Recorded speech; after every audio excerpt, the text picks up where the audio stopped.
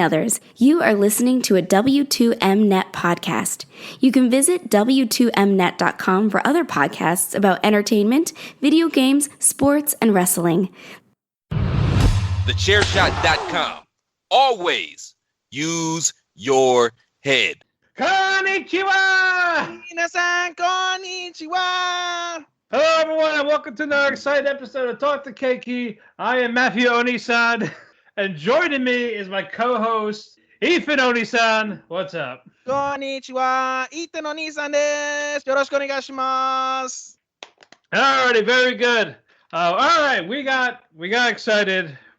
Before we recorded, we had to cancel the recording to start over for reasons we're not going to say. Because he was not aware we were fucking recorded. Oh, shit. You know, if we ever played you guys some of the bloopers that don't make the show, we'd probably be canceled. So don't expect. Yeah, we. Indeed. If you thought some of the shit we say on air is crazy. Woo-wee! Alrighty. Anyway, we're going to end it differently today. We're going to end with the 2-year eternity finale due to, again, today was the last episode as we recorded. So we're going to start with seasons we haven't watched first. Before that, we're going to get to some news. We got a couple of news today. A couple days ago, we got announced that Fanfare of Adolescence original anime has been announced. It'll be produced by Les Douche. Les Douche? Les Douche? Oh, Les Douche. Okay. Yes, and it'll be set for spring 2022. There's no trailer, but there's a poster or the artwork, and actually it looks very promising. So once we get more of the premise, we'll definitely check that out. Life is full of very promising things that don't really... I know, but I'll keep my hopes up till the trailer. I guess. Alrighty, we also found out Baki Hanma will be released worldwide in September on Netflix. You've seen Baki, right? I have not. You have not. Okay, so I know you have. I have, yeah. And so I with the masses, where the end of season 2 was such a shit show. A lot of people I know that were watching it don't plan on watching Baki. I will watch it just because I like a good gory fucking fighting anime. And besides the shit show that happened last season, it wasn't that bad. You know what I mean? So I gave it a 3 out of 5. And yeah. Yeah, all right. Well, you let me know how that goes. Also, we want to congratulate One Piece for releasing their 100 volume of the manga. 100 volumes and a fucking 1,000 episodes and 1,000. Still going. Chapter 1,000, some shit, right? Just about, yeah. I mean, I don't read or watch it, but I know it's still very popular. And again, hats off to them. I think we have a couple of years left till it's over. Unlike John Cena, it's not missionary position over and over and over. Hey, if you find someone that makes missionary itches for 20 years, they're a fucking keeper. Clearly not Nikki Bella. Oh. Yeah, she wants anything that gives her the kids, and he was like, "Oh, I gotta go."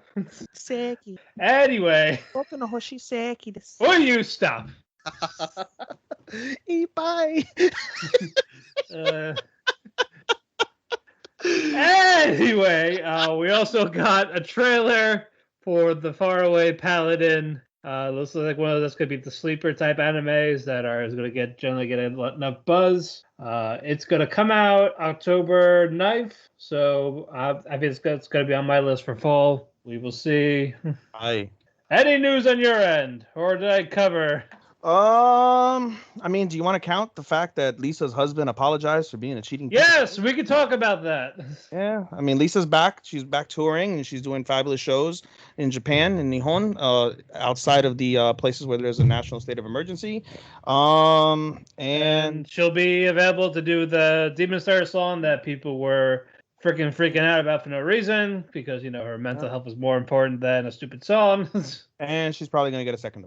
Oh, yeah, well, most likely, but damn it, Draken, keep it in your pants. How do you fuck that up, bro? How do you fuck Lisa up? Like, I don't know. I would be fucking nakani ipai daste all the time inside that woman, bro.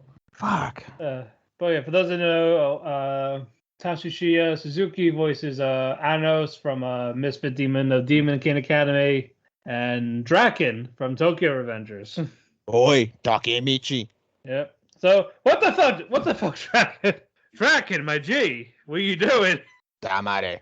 Damare. Takemichi. Mikey! Bro, there was so much crying. We'll get into it. Yeah, but just get him, Midoriya, and Tanjiro. No, he's definitely no. You don't mean Tanjiro. You mean fucking Zanetsu. Oh, Zenitsu's just fucking annoying. No, that's Inosuke. No, that's Inosuke versus Bakugo. I'm waiting for it. Oh, the sequel we all need. But Bakugo isn't stupid like Inosuke. Like Inosuke is like literally it was just he's on a Riri spectrum. It's like as if they put like a Riri child with a bunch of weights and he got like super bulky and fucking he's athletic, but he's still a Riri. That's literally fucking Inosuke. But you know, I would still have to see that Shouden fight. Oh, speaking of Demon Slayer, by the way, for those who don't know, on Uniqlo dropped their Demon Slayer line. Uniqlo is one of the best clothing. I love Uniqlo. And they have some of the best anime drops. They have One Piece drops that consistently, Evangelion, Gunpla, and they released Jujutsu Kaisen a couple months ago. I managed to cap a couple shirts from there, and they released another Demon Slayer line. And I managed to get the 7 Hashira shirt, which is really cool. It's a front and back shirt. So if anybody wants some cool Demon Slayer merch, it's $19.99 for adult sizes, and I think like $14.99 maybe for children's sizes. But you can go on Uniqlo.com or you can go on the Uniqlo app and see what's left from what they have. So. Anyway, we also got the manga Blue Thermal is getting an anime movie coming out in March 2022, and I believe it looks like it's like a volleyball movie. Just by looking at the picture and all that. Are you really? Do you like sports anime? Because I mean, truthfully, I've never really been a. It depends. It depends. I don't mind boxing anime because that's what I've seen. With I love Megalobox. Yeah. I like Tiger Mask W. Yeah, I like Tiger Mask W too. And the classic Tiger Mask. Oh, and don't forget fucking the guy from that one that came out a couple like a year ago, last year. The guy's name was what's his face? Fuck, man, I forget his name now. I was gonna fucking say Sakuraba, but that's not right. Fuck, what the hell? the guy who fucking runs LA Dojo. I forget his name. Oh, Shibata Kenzo. Yeah, that was the main character's name, and he liked his dog, and he amassed luchador in Japan. Anyway, that was pretty cool. Okay, yeah, that is pretty. We also got Honeyworks song Heroine Tarumono adapted for TV anime, which is going to be in spring. I'll look that up later. And one more, Teaser Master Takagi-san is getting the third season and the movie. I still have yet to watch that. I need to complete the trifecta of Uzaki-chan, Nagatoro, and now Takagi-san. They look like little children though. Like it's one thing. Like I know, like in high school, like it's one thing, but like seeing like fucking that's the thing. Kids, that's the thing. That's the thing. There's two mangas. That's one where they're in the junior high, and then when they're adults. Yeah. Married. Really? Oh shit. Yeah. Those are short. Those are like 8 pages. But damn, Shifek. Nah. Shifek as an adult. It's out there. I believe that covers announcements, the news. We'll talk about the other one at the end. Oh, wait. Did we mention My Heroes coming to theaters October 28th? We did not. We did not. That's one last bit of news that came out late last week. My Hero Academia. Is it what's the Heroes Rising? No, that's not it. Heroes Rising. No. I believe so. Heroes Rising? Yeah, I guess. Anyway, the newest My Hero movie, that's, by the way, it's still #1 in Japan for the 4th consecutive week. So congratulations to them. But it is coming to the theater is October 28th, I believe. Tickets, I guess, will be announced later when you can pick them up. But yeah, pretty early. Dig it. I know, right? Get your tickets. I will be watching. So will we, and I am looking forward to it. Alrighty, I believe now we're done with the news. Oh wait, no, I'm just kidding. Fuck you. It's now gonna be next week. All right, we're gonna take one little break, and then we'll get to the animes that we are not watching together. Stay tuned. Promotional consideration paid for by the following. Hey folks, PC Tony here. Thanks to our new partnership with Angry Lemonade, you can save 10% on physical products and digital commissions using the promo code ChairShot. Head to angrylemonade.net to check out their amazing catalog of products and services. Use the promo code ChairShot to save 10%. That's angrylemonade.net. right, we're back, everyone. Hokkaido. Fuck, I fucked that up. That was horrible. I was trying to say Hokkaido Nasai, Mathew Oni-san, but I fucked it up. All right, well, now it's lost and forgotten with time. Yeah. Alrighty, you know the drill. You start us off. Start off right. Thank you. All right. Tsukimichi. We'll start off with Tsukimichi. Another good episode. I'm actually forgetting. I'm blanking what the fuck happened at Tsukimichi. It was a good episode. I was entertained, but what the fuck did happen in Tsukimichi? Listen, I'm tired. I was raging this weekend, and fucking, I got a bunch of plans and shit. You were seething. Yep. Yeah, man. So, fuck. I don't remember what the fuck happened to Tsukimichi, but it was a good episode. I remember that. Oh, wait. I do remember what happened to Tsukimichi. Basically, it's like a training episode. So basically, because of the previous attack in one of the previous episodes where basically Makoto and Tomoe and Mio destroyed all the fucking adventurers because they were evil, or quote unquote evil. All the adventurers are injured, so the only adventurers that are left are them and the group they came into town with. So Makoto tells Tomoe to go train them, and so she fucking puts them through absolute fucking hell. But eventually they learn, with a little bit of assistance from Tomoe, they learn to basically become an excellent duo, and they become the top adventurers after killing like a fucking like B class fucking like 2 B class nests in a single day, which is unprecedented for them. Blah blah blah blah. So there's that, and then also by the end of the episode, Makoto goes over to the Rembrandt company and basically wants to rent a shop because part of like a secret agreement, along with being a merchant in the city, is that you must participate in espionage. So anybody that comes into your fucking shop that is like someone of interest or someone that the government may want to know about, you have to report them. And he doesn't want to do that shit. So he mentions he wants to basically be under Rembrandt for now. And he's like, well, I could do that, or you can go to this neutral city, and I know somebody there, and you can set up your shop in the neutral city. And you don't have to worry about these rules. And he's like, okay, I'll do that too. So we're gonna basically see that in the next episode. I'm not doing it justice. It's a really good episode, but compared to some of the other ones this week. Scarlet Nexus. Another good episode. We see Yuito's condition worsen, and so they're in the middle of a battle, and his condition is basically debilitating, and so he has to take the drug that he was prescribed by the OSF doctors, and he immediately feels better, and he immediately becomes like super OP and takes out all the fucking others. After this little battle, and he says like, I'm good, they see what's it called, one of his the teammate that can see really far. She sees some buses that are going toward Sierran, which is basically the forbidden city where they came from. So they tail the buses, and they fucking get to they manage to the buses stop, and they manage to go over to this place. When you look at the facility, it's the same facility where Kasane and her group is, and where they're housing Naomi and the others. So they basically infiltrate the building, and they look at the hardware that's there from the pharmaceutical company, because it's their pharmaceutical company, and they notice that inside these fucking silver cases that are stacked up on all bunch of walls are human brains. And then when they put 2 and 2 together, they realize that the fucking drug that Yuito has to use, and they also connect the dots with the drug that they give to Naomi in the previous episode. The drug is made out of human brains, and Yuito immediately feels like sick. He's gonna be like, he starts like dry gagging and shit. And then they get into a fight, Yuito's group and Kasane's group. And they get into a fight, and Yuito's convinced that Kasane killed her dad, but Kasane hasn't denied it, even though she didn't.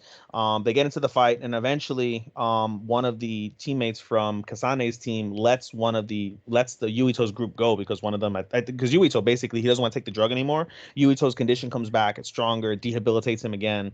Kasane hesitates to kill him, and then basically the other teammate allows them to escape. And she's asked afterwards, like, oh, they're gonna snitch us out, and he's like, she's like, we don't know anything, so let's just, it is what it is, whatever. And of course they do snitch them out. And so we basically see another emotional scene with Kasane and Naomi. We also see, like I said, that revelation of the human brain thing with Karen from the previous episode and Kasane's group. And so the end of the episode basically is the Fubuki, Major General Fubuki, comes to meet them at this like shack that they're all in basically, and he confirms that he knew about the lab and he knew about the drug and the brains and shit already, which is like, oh my god. So it's like basically this government is all fucked up, and they're basically hiding a bunch of shit, and Yuito's everything is coming to fruition very slowly as old Yuito came in the previous episode. Million Lives season 2 was another decent episode, one of the better ones of the season. Basically, the group is in severe turmoil. So basically, they kill the snake-headed guy who ends up being the father of the little girl that they met, and fucking what the fuck is this guy's name? Utah, not Utah. Fucking fuck. I was gonna say Yahweh. Jesus Christ. I think it is Utah. Utah basically tells Kasue to kill the guy, and she goes to kill him, but she can't do it because she's such a kind-hearted girl. She hesitates and she almost gets fucked up. And then Glenn almost gets fucked up too. So without hesitation, fucking Utah fucking kills the guy, and he gets lambasted by his teammates because he's so cold-hearted. Like, how can you make this girl fucking kill this guy when she doesn't want to? So he basically accepts responsibility. Like, listen, I understand there are certain things. Yusuke, sorry, not Utah, Yusuke.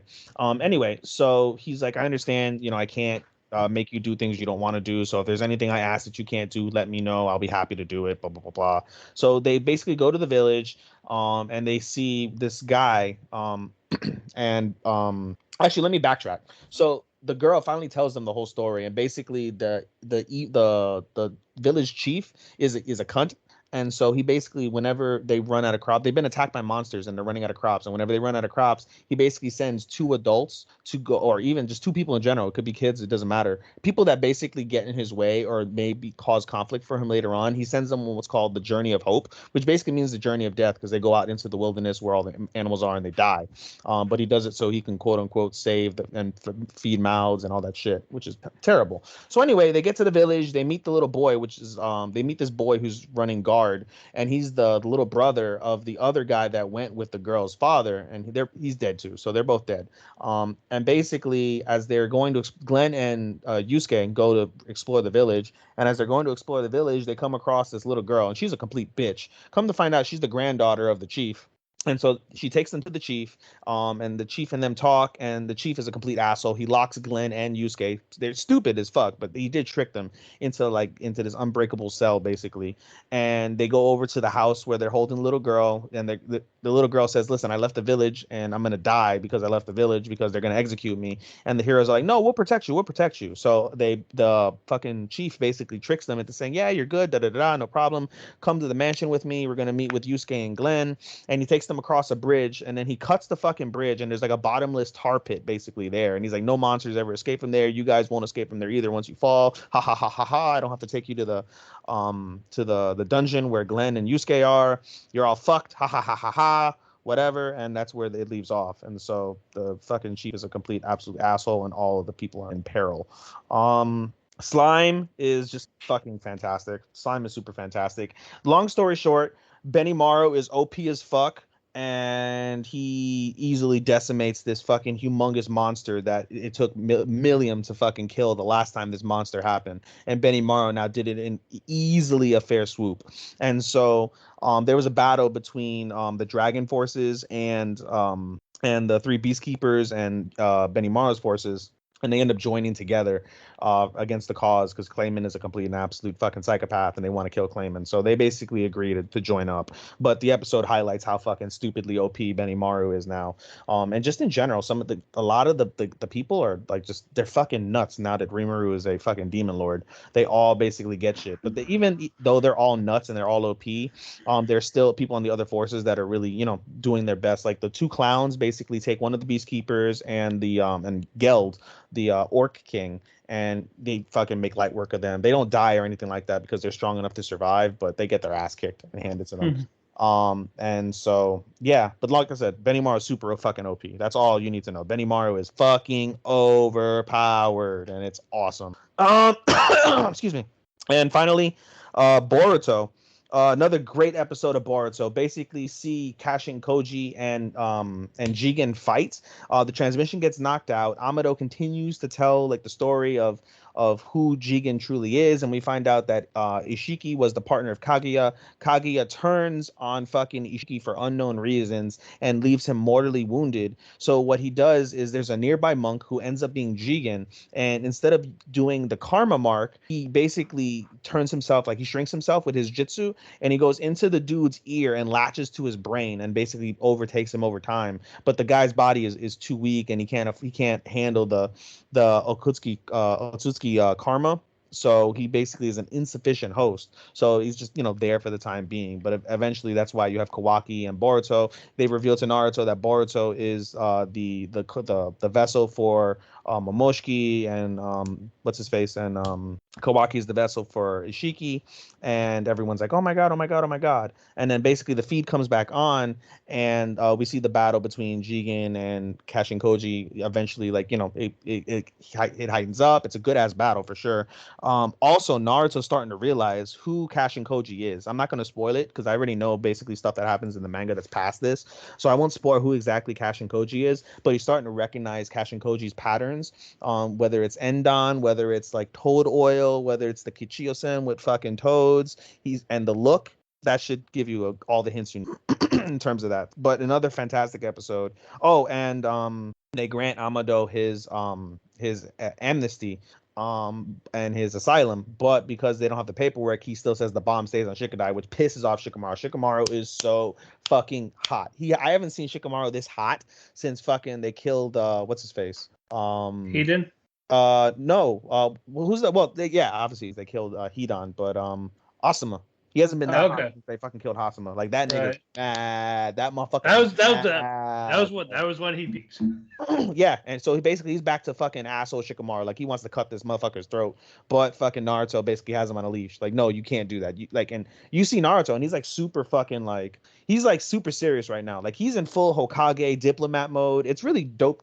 He's not being a pushover with this guy, but he's being calm and rational. And Shikamaru's just a concerned father, and he's like losing his whole shit, and he just wants to fucking cut this motherfucker and send him where Hedon is. But Naruto just basically won't let him. So it's a good basically little thing there between that. So, and also I forgot to mention part of the story. We find out that Amado put the coordinates in there for Sasuke to go to fucking Jigen's lair so he could see the 10 tails and maybe take him out. It obviously didn't happen, but basically this whole thing is being conspired by Amado to take down Jigen because he knows what Jigen's doing is wrong. Blah blah blah blah. And it's fucking phenomenal shit. I'm telling you right now, over this whole arc, which is basically the whole fucking manga, it's a fucking 5. Like honestly, like if you go back to like the first episodes and everything I laid out in the group, it's like a fucking 3 at best. It's a fucking 3. Like the some of the fillers are really shitty, some of the fillers aren't bad. It's at no more than a 3. But ever since they started hitting their stride with the manga, it's a goddamn 5 anime. It's stupendous, and I wish more people would be able to see that. But it's hard for them to get through the fillers. I won't shit on that. I understand that. So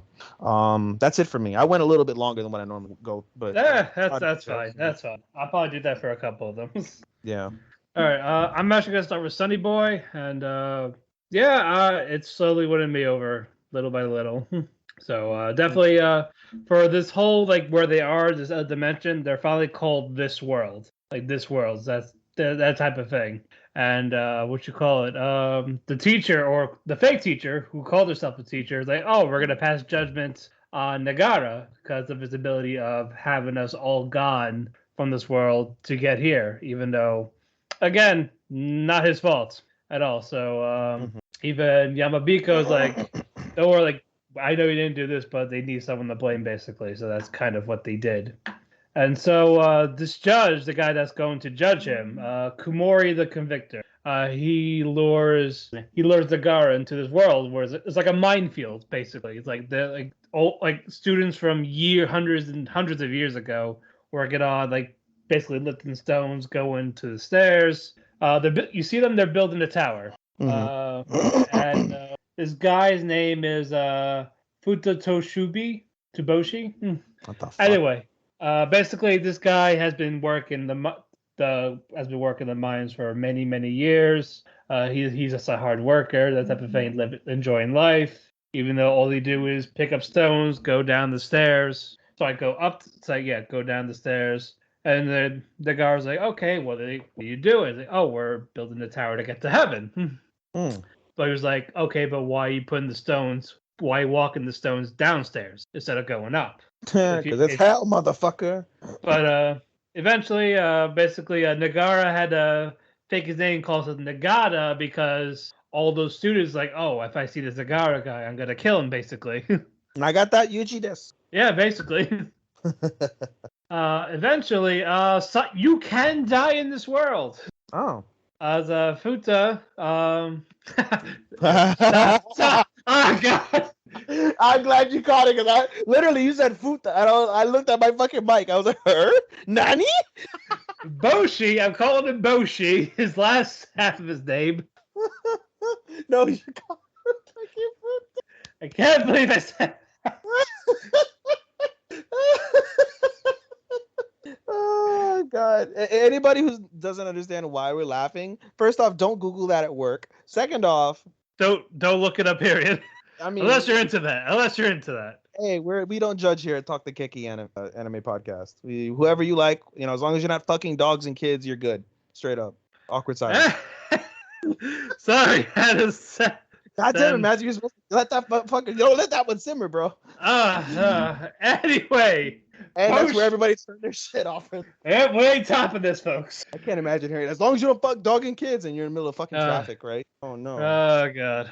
Anyway, basically, they talk about shooting stars, right? Mm-hmm. So they go to this part of the cave where they see like glowing light, and Boshi walks in it, and then Nagatoro remembers something that Rajhani said, like, hey, these are basically spider webs. Like, if you walk towards it, it's a distraction. They get caught in it. And so it's like, oh shit, don't go in there. It's a trap, basically. And these insect-type creatures pick up this guy and they tear him in half, they eat him. You don't see that, but yeah, like, oh shit, people actually die here. And then, so Nagao's a little bit depressed, obviously. And then he realized that it's basically like a mirror, like reflection type thing. Because before that, he tried to escape, but his powers weren't working. Because one of the guys in that world's like, hey, yeah, it's not working because I'm not letting it. But eventually, he meets Komori the Convictor, and that he deems him like he's not guilty, type of thing. So he delivers that news to that class, that giant class that wants to kill him. Like, no, like he's fine. Don't lay a finger on him. Thing. So eventually Nagara gets back to the world, and then you find out all the students are going their separate ways. So this giant class that's led by Hoshi. First, you find out from Hoshi that she's not hearing those voices in her head anymore. Oh, she's not Randy Orton. Yes. Basically, God's not talking to her anymore. Oh, wow. So they're going their venture off. And then Rajhani is also leaving. He's also leaving the group. So I'm upset about this. Like, no, why are you leaving? But he wants to explore all the worlds, basically. So I'm going to miss him for that. Hopefully we see him again. Before he leaves, he gives a name to Nagara's ability called World Creation. Because they're like, hey, you can create these worlds, basically. So basically, while they're stuck there, he wants to explore them. And then, what do you call it? Mizuho is like, you know what? I'm going to stay with you. I'm going to stay with Nagara to figure it out. And they go to Nozomi and say, hey, what are you going to do? And then it ends with her saying, I don't know. Because Nozomi was the one that finds the light that will lead them to where they're supposed to go. And now she's not seeing that light, so she doesn't know what she's going to do. But yeah, it's definitely a lot of good world building, so I'm excited for that. So again, it's slowly winning me over.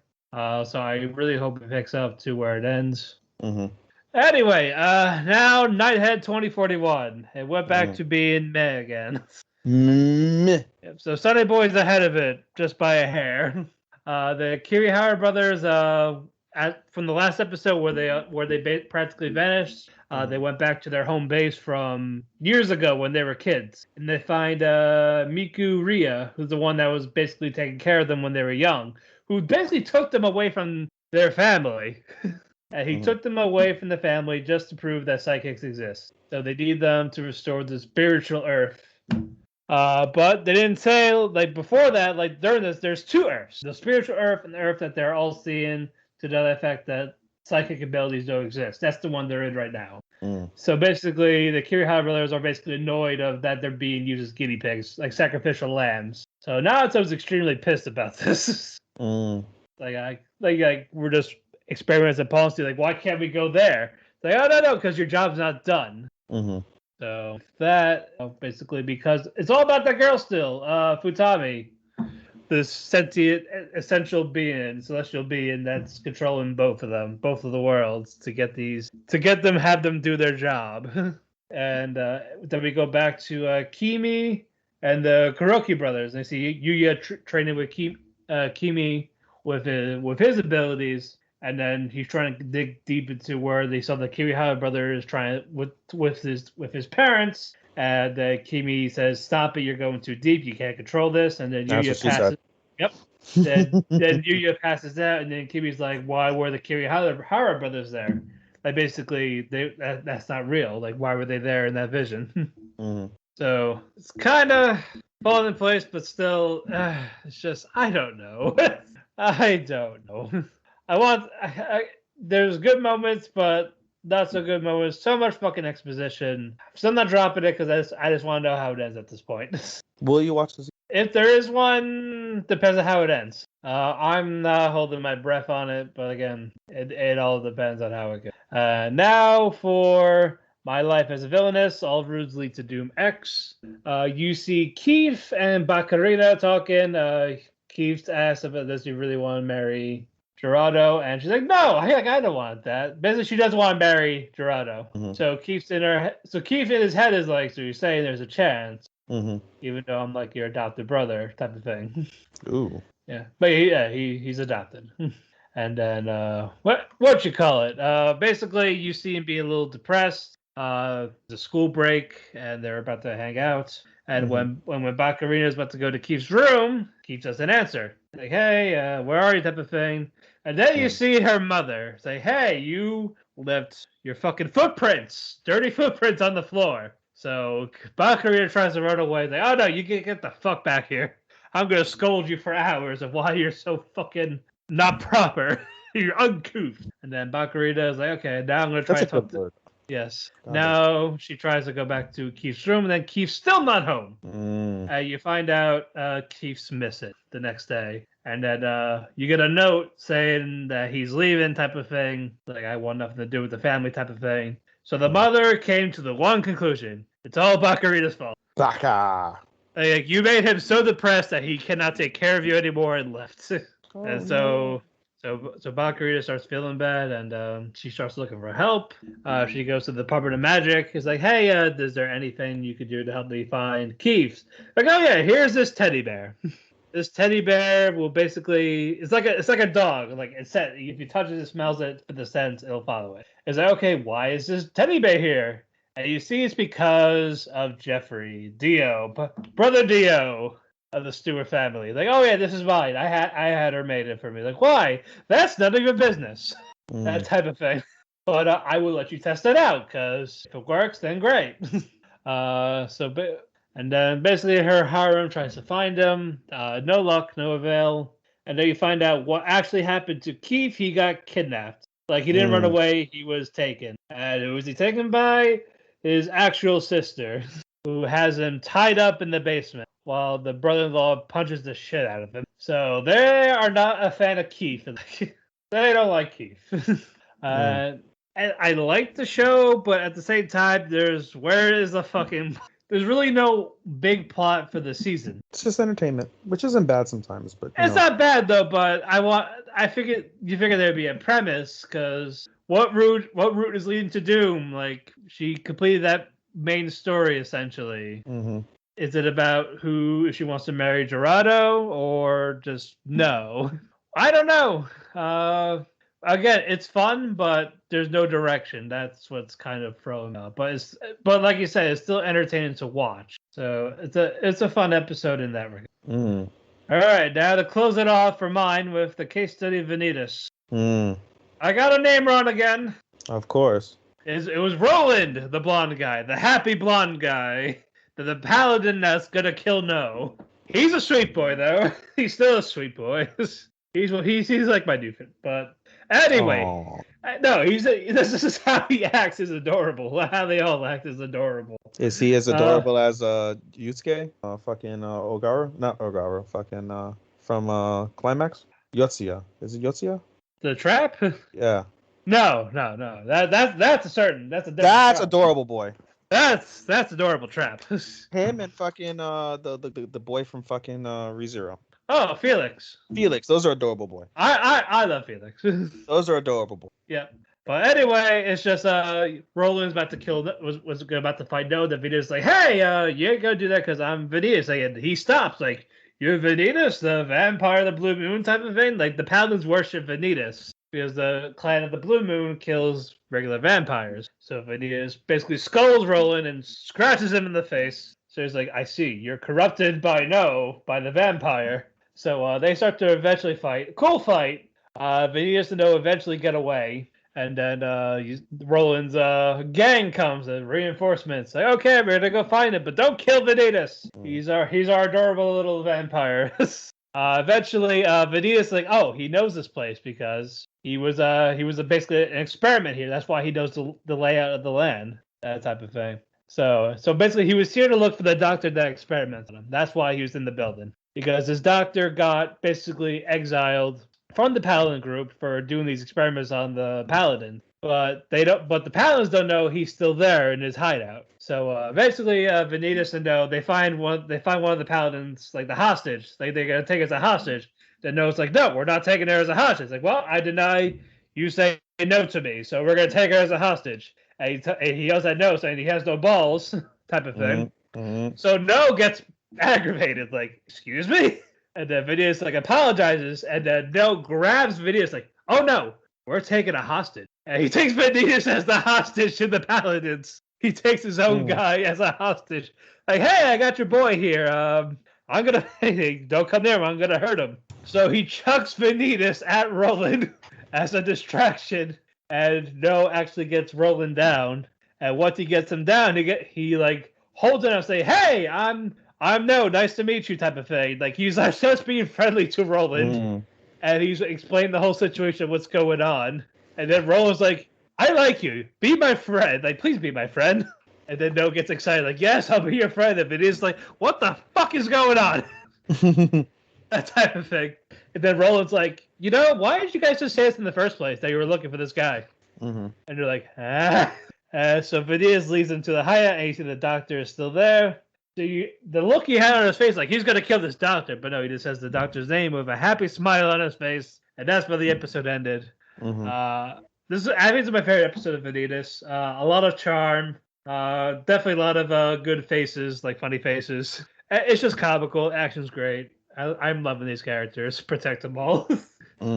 That will do it for me. We're gonna take a quick commercial break, and when we come back, we're gonna continue our summer seasonal. Stay tuned. Why should you visit thechairshot.com? Thechairshot.com is your home for hard-hitting reviews, news, opinion, and analysis with attitude.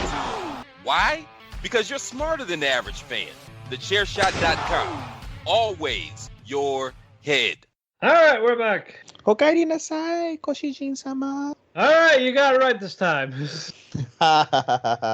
Good job. All right. All right, let's start off with our summer seasonals that we are now watching together. Let's just start with Girlfriend this time. Because I came with the Koshijin-sama. Yes. I knew it. Let's start with. I thought this episode was kind of funny. Kind of. I don't know, man.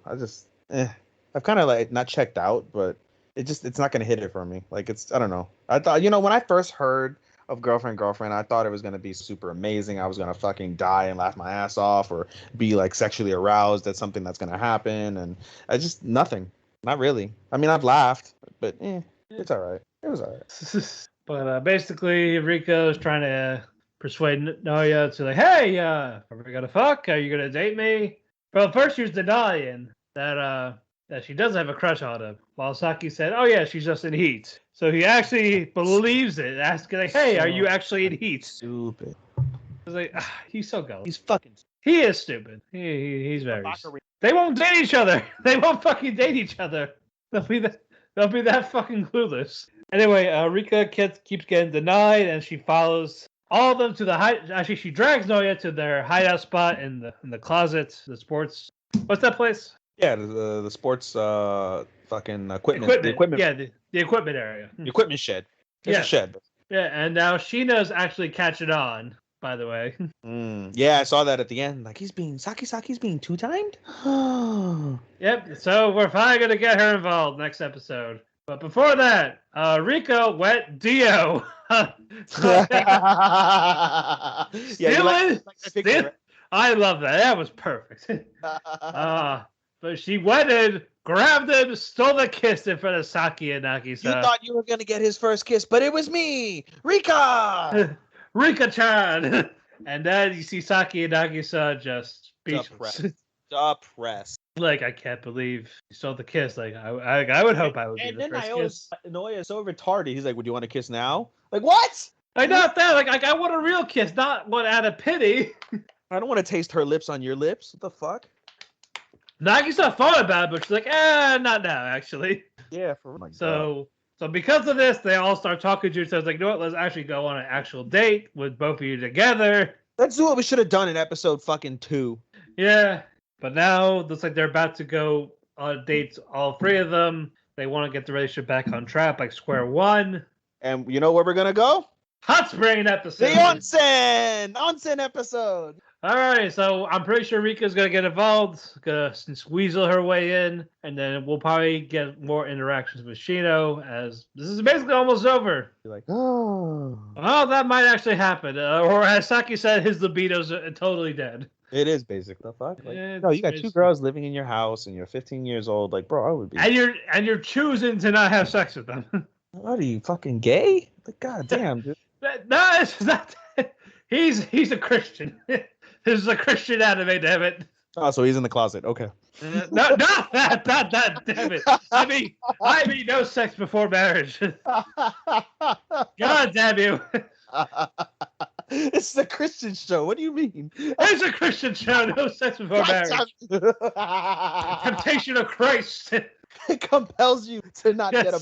That's the will of God is challenging him with the bunny outfit, the maid outfit, being kissed by a gamer.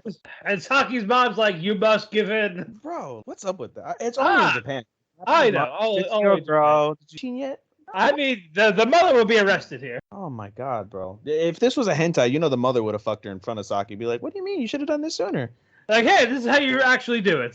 First, Rika takes the first kiss. Now you take the first chin chin. What the fuck? Right? What does Nagisa get out of all this?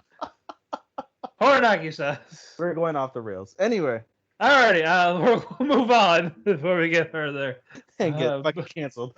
Yes.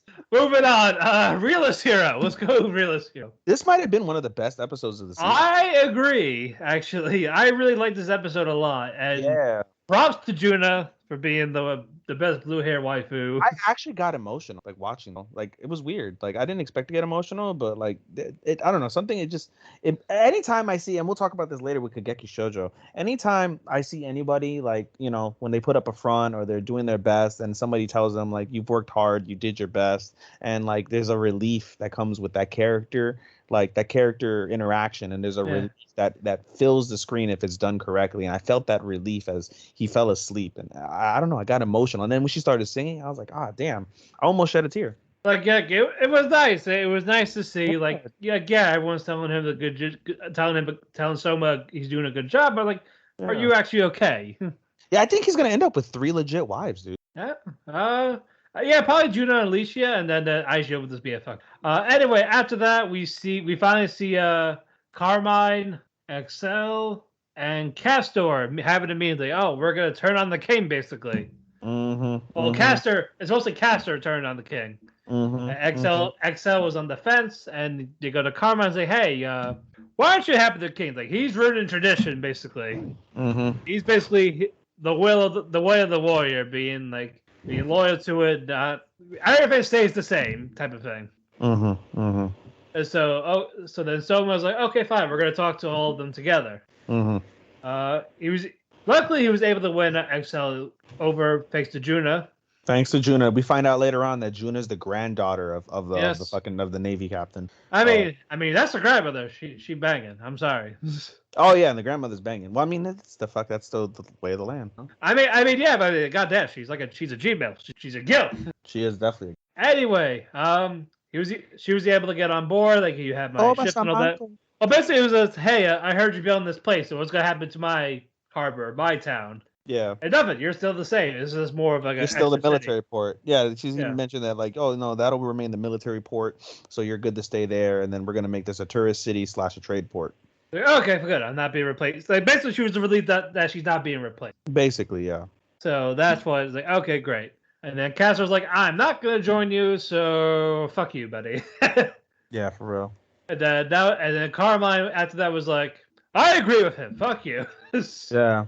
And as they're gonna go away, fucking, with the crazy part is Lisha's like to fucking Carmine, Nani Hime sama, and she fucking cuts his hair and says like, this is my resolution to stay with my man, and she fucking cuts her hair, and he fucking is in shock. The captain is in shock, and he's like, I see and accept and acknowledge your resolution. Respect. Yeah, for real. Like, and we'll see you on the battlefield. And then at the end of that, before they leave, one final thing. They say basically, if you can capture the other commander, basically the commander becomes a war prisoner, and all of that commander's forces now are forced to listen to whoever captures them, which is pretty fucking, and they all agree to that shit. So we obviously know it's going to go down, but it's a pretty unique caveat to a war, I'd say. And just, I don't know, like I said, this whole episode, you see Soma gets pissed off, he gets fucking you see that other side of him. Yeah. And they question like, oh, why did you get the throne? He's like, I'd like to know that myself. And then they ask Lisha. Lisha's like, I can't tell you other than my father's stuff. The former King Albert is very stubborn, and he's, stubborn-willed, and that's what he wants, and that's it. And fucking, this is the situation that we're in. But just to see fucking Soma just be like, be steadfast in his resolution, to make this happen was really, really good. And I'm very curious, and I guess maybe that'll come into season 2 or toward the end of season 1. Is we have yet to see anything regarding demons. Honestly, I feel like power to speak to demons, and there's been nothing, no follow up on that. So that's been a little bit of a disappointment. Like, there's nothing. They're probably going to show up the next episode, or actually be the last episode where it'll build to the next season. Yeah, it wouldn't shock me if like the fucking war happens and they like debilitate all the forces, and then there's like just like a somewhat unified force now that all the captains are done and Soma wins, and then right when this fucking like war finishes ending is when the demons happen to strike in like a surprise attack when they're feel like that's what is going to happen. Yeah. Well, with how this ended, there's definitely gonna be a season. I mean, for a lot of these, I think there's got to be a season unless fucking budget cuts and shit. Or they move on to other projects. But yeah, definitely a great episode. Yeah, I'm hoping they don't do that with remake. You saw the article. I'll talk about it. Yeah, well, we're saving remake for last. Yes, I know. Because upon your request. Upon my request, because remake is the anime. Yes, well, we'll get to that in a bit. Definitely a great episode. Now we're gonna go on to Duke and. Another cute episode. Duke of Death is always. It's a Christmas episode, so that's always nice. It's a Christmas episode in the middle of fucking summer, but. I chuckled at that, but no, in all honesty, like, I love Duke of Death because it is just, it's somewhat pure, but it's got some etchy, and it's hilariously done. It's not like super imprudent. My favorite line is when fucking, so it's a Christmas episode, and Botchan is upset. He's like, it's Christmas Eve, and I'm wearing my same outfit, and Alice is like, you look fine, and because it's Christmas, I wore my best underwear, and she pulls up her skirt, and fucking it's like, it's fucking safer. Botchan is like, oh god, he's like, wait, why is it see-through? So Botchan got to see some Manko in Alice for his Christmas. And then Viola is sneaking out, and first the mother was like, hey, you're not going out, you're going to be spending Christmas with family, damn it. And she's like, okay, and then she offends her by saying, when are you going to stop dressing like a fucking child? And this really like upsets Viola, and Viola's like, all right, fuck you, bitch, like, we're going to go out, and I don't need any of you, I just need the driver. And fucking as she does that, Walter, the little brother, the asshole brother, is like, oh, she's gonna see that dreaded firstborn. Oh my god, secondborn, man. No, it's like, oh, he'll be there in about 2 hours. Like, wait, 2? No. Yeah, and then the fucking all the maids are around him, like, oh god, the second complex is coming out, and they poke him with a stick. That was funny. But anyway, he basically tells the driver like, "Oh, I'll take her. Are you sure? Yeah, it's fine, no problem." So he drives her ass to the mansion. Viola picks out a scarf. We see a flashback to what she wanted to get Rob, and she gets Rob a handkerchief. Sorry, not a scarf, a handkerchief. Yeah. And so when they arrive, she's like, "Yay!" She runs out like a little kid, and she drops the handkerchief. So Walter. Wait, before that though, you see Cap and Zane help decorate the house with Alice and Bochan. Yeah, Cuff and Zane bring a Christmas tree. Coincidentally, as soon as Bochan's, we don't even have a tree. Here's a tree, motherfuckers. Yeah, and a lot of Cap bent over. Like, you saw her ass. I'm sorry. What she was doing the stuff. Like, you saw that, right? Yeah. Okay, like that was on purpose. That was definitely on purpose. I'd smash Cuff. Yes. I mean, yes. So then you see Zane has a bit of a sweet side. Like, he actually likes Cap and all that. Yeah, and we also find out Cuff believes in Santa still. That was cute. Yeah. Santa-san. Anyway, Walter goes in and sees the Santa suit. Sneak. No. Baby Amelia still has the best sneak. Yes, it is. That's true. Anyway, Walter puts on the Santa outfit, and you see Calf right there. Santa. And he's like, Walter's like, "What the fuck?" And she's like, "Oh, who are you?" Like, "No, I'm Santa," because he realized, "Oh shit, I can't blow my cover." And so basically, he gives like, "Oh, here's your present," and he gives the handkerchief to Cuff as the present. Yes. Like, "Oh yay!" She's like a little fucking child again, whatever. And he's trying to get away from her, and she's like, "Hey, show me the sled. Hey, show me your reindeer. Hey, you gonna go on your pole? Hey, did you bring your sled?" Like all this shit, and she's basically following. She kidnaps him. She takes him outside. And so she's like, "Hey, do you need help going up the chimney?" And she fucking abducts him and drops his ass in the middle of this fucking. So basically, everybody's in like a room. They're all talking, and they're like, "Where's Cuff?" And all of a sudden, you hear doof, like this explosion, and you see this black fucking figure because of all the soot come out of the thing, and they're like, "It is I, Santa." And then they're like, "Santa," and then fucking it's revealed that it's Walter, and it's like, "Oh." Like Walter, and then fucking Butchon's like, "Walter is in my younger brother," and Walter's like, "Don't you call me younger brother," blah blah blah blah, and he's all offended and shit, and Butchon doesn't give a fuck. Like I laughed at the fact that Butchon really didn't give a fuck. Well, you know what? But Rob also did his best, when he was trying to be Santa still, while he didn't have the outfit. Yeah. Like, Rob, just give him everything. Give him a raise. He's a nice man. And I chuckled when fucking they're like, "What should I get Rob?" And fucking Butchon's like, "Reading glasses?" And she's like, "No, I don't want fucking glasses. I want to see him with my own eyes." Even though fucking Rob is basically legally blind, I think it's pretty funny. Or he's just nearsighted, yeah. Or legally. Well, he has one. He has an iPad. Oh, that's true. I forgot about that. But eventually, Walter leaves. He leaves the party while everyone's having the party. The fun's like, "Oh wait, I forgot. I'm the driver. I can't leave." Yeah, basically. So he's stuck outside. Also, which I found a bit ironic, which I loved, because Walter left on Christmas Eve, they both left their mother, who's a bitch, alone. Good. I feel like that's gonna come back and haunt Viola and fucking Walter come next episode. Oh yeah, no, I think she'll probably go Chan. Like, "Hey, what the fuck are you doing? Like, you stay away from your siblings," that type of thing. But definitely another sweet episode. I think it'll kick up a notch next episode. Yeah. Oh, you forgot to mention the end. Basically, we get the end of the flashback scene from the previous episode where. All right. Bochan basically tells Alice like, "I think I like you, and I'm gonna live, and I want to live with you." Blah blah blah. And so they have this moment when they're walking together in the snow after everybody leaves, and Bochan falls, and he basically confesses the feelings again, and Alice lays down next to him. And he's like, "Alice, you're gonna get cold," and he's like, "It's okay. I just want to feel what you feel." And they just share a moment, and just I love they're the couple of the fucking year, because it's like, bro, the couple of the season, because just their moments are so like beautiful and pure and innocent, and they can't touch each other, so they can't kiss, they can't like hold hands, they can't like be intimate, and I mean, but just like the building of like this bond between them is just so goddamn beautiful, and it was a really nice touching end to the Christmas episode that I enjoyed very much. Again, it's another sweet episode, and I'm definitely looking forward to more. All right, moving on. Aquatope. Another good episode. Yes, this one was basic, but there was nothing wrong with that. I liked it. I liked it for what it was. Yeah, you can't really do back-to-back heavy episodes after the previous episode. Basically, Karen, be like, "Hey, I got you approved for touring, like using the aquarium as a tour for a hospital." Mm-hmm. So it's like, okay, great. So Kukuru's like, "Great, this will help save us a little bit. We get to But no crabs. You can't bring crabs because the head nurse is a bitch and scared of crabs. Yeah, it's not the one between my legs, but the actual physical crabs. She probably fucked a guy with crabs, and that's why she hates crabs. So now that she doesn't have crabs anymore, she hates crabs. Yes. Anyway. Or she might have gotten bitten her homuncle with a crab. Who's that older gentleman? Uri Yan, I think, or Uri.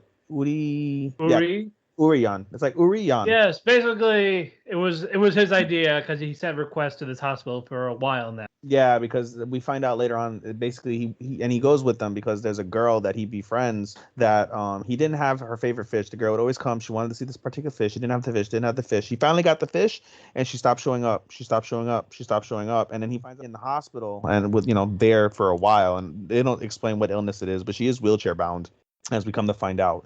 And that's where the crux of this episode is basically using the power of the in between the. So basically, let me back up real quick. As they're bringing everything, it said no crabs. Guess what snuck into the nursing home? A crab snuck in one of the tanks. Yes, a crab fucking snuck in. So the episode it goes between hilarity with the crab and the reality of children and their sensitivity toward things. So basically, as Urian goes in and he meets the girl, he finds out where she's staying, and he opens the door, the girl's there, and the girl's like, and she recognizes him and was like, no, and just immediately becomes defensive and a shell. She doesn't want to go see the fish. She says she hates fish. She doesn't want to see him, and it makes Urian sad. And then throughout the episode, in between the funny moments with the crab, we see flashbacks of them in terms of the fish, and we find out the girl really loves fish, but basically it kind of climaxes when the crab ends up being on the nurse on the nurse that hates the crabs, and she fucking freaks the fuck out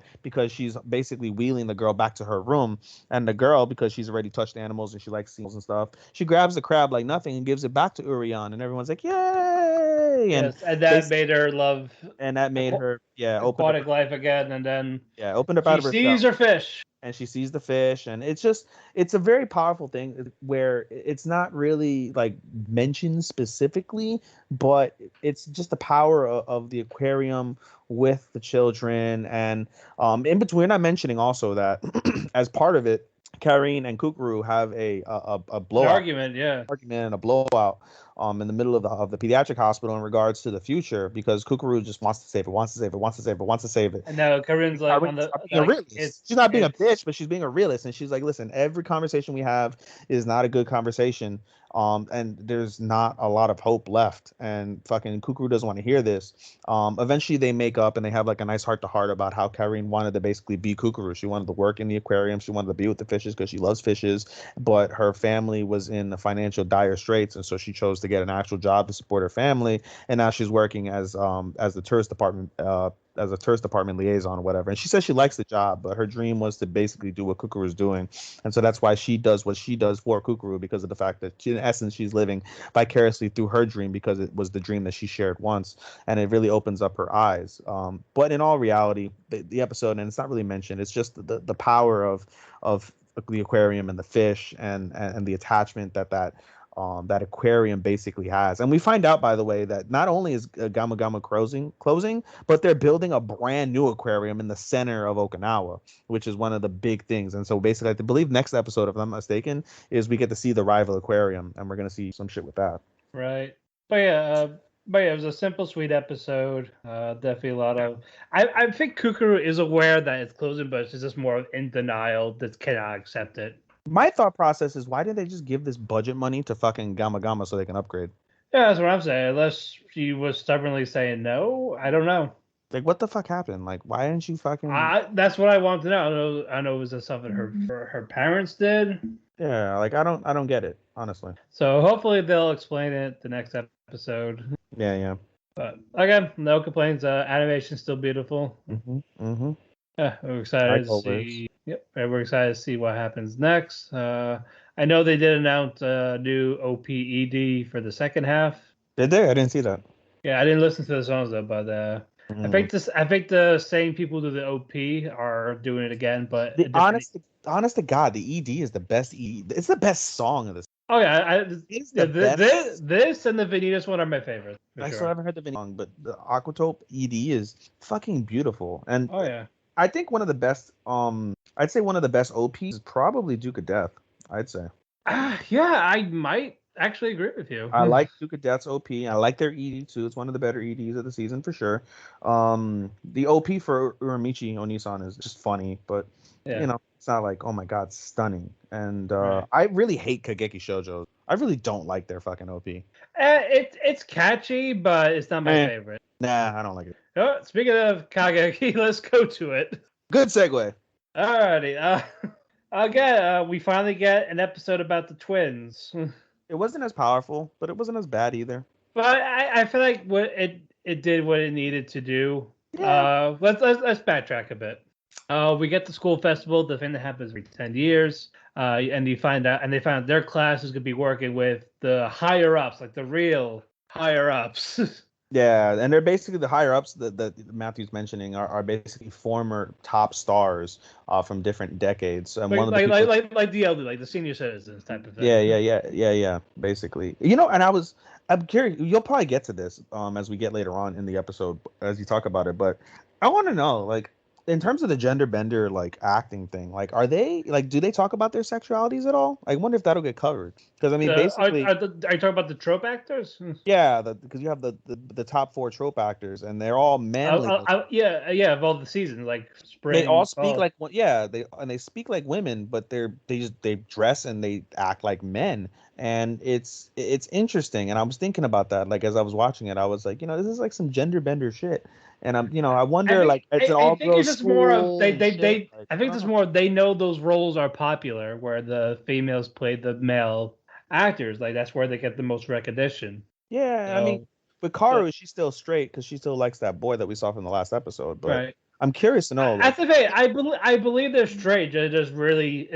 It's the type of role they want, because it's a big role. I mean, in the grand scheme of the show, it doesn't really matter. But just for curiosity's sake, I know that if it's, again, I agree with you, but I feel like it's more of those are the ones that get the most focus, so they want that focus. They want that spotlight. Yeah. So I think it's just more of that. That's where the stars are made, like the female playing the male type character. Yeah. And they're committed, like how they look, how they dress, how they act. Yeah, I mean, Sarasa's straight. I think Ai's gonna be gay because she still hates men, even though she wants to be better. But I think she'll be gay. I don't know. It's, like I said, it really doesn't matter. It's just observation. Right.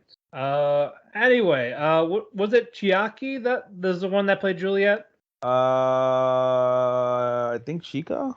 Did she have a weird size in the hair, or was it like regular straight hair? I don't remember, dude. I really don't. Anyway, we'll go with Chiaki. No, it was Chica. It was Chica. Chica was Juliet. Yeah, Chica was Juliet, and Chiaki was the one that was basically fucking. Anyway, the older Juliet was talking to Chica, and then Chica talked about how much she loved the performance, like she wanted to be Juliet. Yeah, basically. So, and by the way, that older Juliet, one of the girl that plays Juliet from, I believe, 40 years in the past. Right. So she's there, and she's helping the girls with their halftime routine. They're going to be performing the halftime show, and they're going to be doing like their own little thing along with the higher ups. And so, like I said, the higher up that's there is one of the stars that played basically one of the stars that played one of the male characters, and then they have the Juliet character. And so we also find out. Well, no, never mind. That was something. But we digress. Anyway, go ahead, Matthew. Anyway, Chiaki sees this and she starts getting a little jealous, type of thing, because she couldn't play Juliet. Mm-hmm. And then this woman went to Chiaki, thinking it was Chica, saying to talk. Yeah. And then Chiaki just gave her the cold shoulder because she hasn't seen them together. She doesn't know they're twins. Yeah, she hasn't put 2 and 2 together. So basically, she calls out Chica in front of everyone, that type of thing. And then Sarasa went and said, "Hey, there's been a misunderstanding," and he explained it. Mm-hmm. They still got in trouble, but it's not like I'm kicking you out type of thing. No. It was just really disappointing. And then basically Chica and Chiaki have their first argument, and it's a big blowout. And Sarasa ends up staying with Chica, and then Chiaki stays with Ai. And we don't see anything with Chiaki and Ai so much, but we basically see Sarasa using her like typical like lead girl magic on them, and slowly but surely they end up making up, and they make up through flashbacks. We see flashbacks of how Chika got in and Chiaki didn't, and so basically oh no, I'm sorry, it was the opposite. Basically Chiaki got in but Chika didn't, and Chika's upset, she's upset and she's upset, she cries for 3 straight days, doesn't eat, and everybody's worried about her. So Chiaki says, I'm going to turn down admission and we're going to try again next year and we're going to get in together, and they do. So they both get in, Chika on the second try.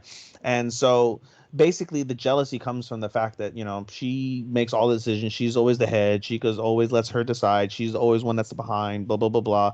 And so that's why the blow up happens. But eventually she realizes, like, this isn't right and whatever. So she goes over to apologize to the older Juliet, and the Juliet's like, oh, I was waiting for you. And they have a heart to heart about jealousy and how, it's really a bad thing because of the fact that it's kind of promoted in that genre, since it's all women that want to get their own spots and stuff. And she, basically Chiaki tells how, like, her and Chika really loved her performance, and I really wanted to play Juliet too. But they were also inspired by these twin bunnies. These twin bunnies, yeah, that are play like a lesser role, but they wanted to be the bunnies as well. They saw them when they went to a live Coca performance that they wanted to be the bunnies, but their first performance that they wanted to be was Juliet. And so she basically mentioned how Chika got to be Juliet and she wanted to be, but she chose not to be, and it basically bothered her. That happened, I believe, in episode 6 or 7, like 3 episodes ago. Yeah, it was right after. And then this Juliet says, "There's nothing wrong with you guys having your own identities going forward, and it'll lead to you guys wanting to come back to work together in the future." So they're doing that.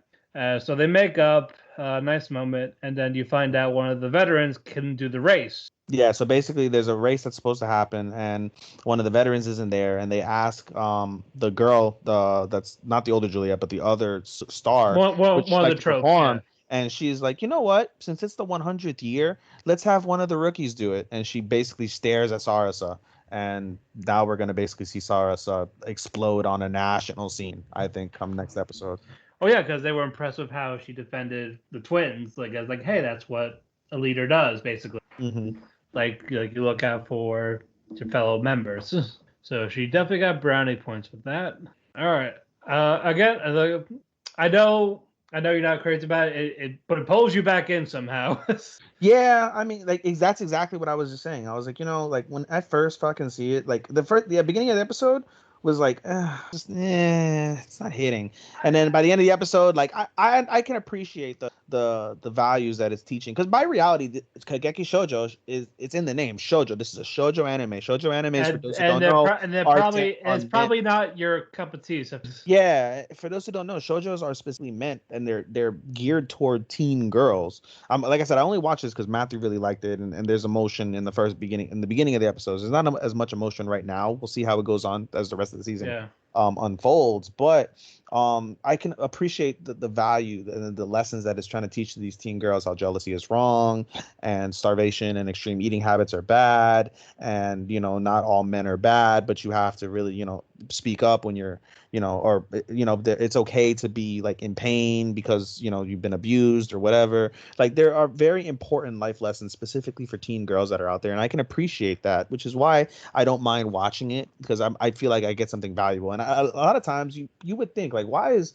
a 29-year-old straight dude, like, looking at a shoujo anime like this and saying, like, he appreciates these things? And I like to think to myself, like, if I ever have a daughter, or if I ever have a friend that has an issue with her daughter or his daughter, that I'd like to be able to throw my 2 cents in and come from a valid point. And I can always appreciate what I get from shows like Keki Shoujo, because they teach me on how to deal with an adolescent girl, and because it's one of the most challenging things I think you could do as a parent, or as a sibling, or whatever the case is, dealing with adolescent girls. So I can appreciate it, even though it's not, like, my favorite anime of the season. Right. All right, moving on. Detective is already dead. I fucking called it. This is another good episode, for sure. This is a good week.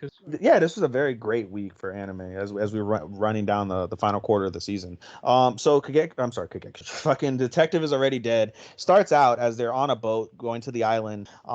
Siesta offers Kimi a head pat, And Kimi's like, no, it's embarrassing. So Charlotte takes it. Yeah, so Charlotte takes it, and Char, and He basically wants to fuck her. when they get to the island, she calls her mama. I know. There's some mommy issues there. Yeah, it's some type of kick. No, but basically when they get to the island, Char and Kimi are going their way. Siesta goes another way, and Char mentions to Kimi like, "Listen, you should have taken that because of the fact that she's all you got."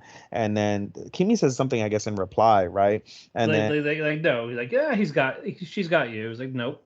No, yeah, she's all you got, and you're all she has, and it's basically fucking not fortune telling, but you know what I mean, foreboding. It's a very foreboding comment. So basically, they arrive to a hangar, they find nobody there, and then eventually they find the progenitor of all these creations from Spes called the Father, and he ends up looking like Bat from the first episode, the first couple episodes, and basically.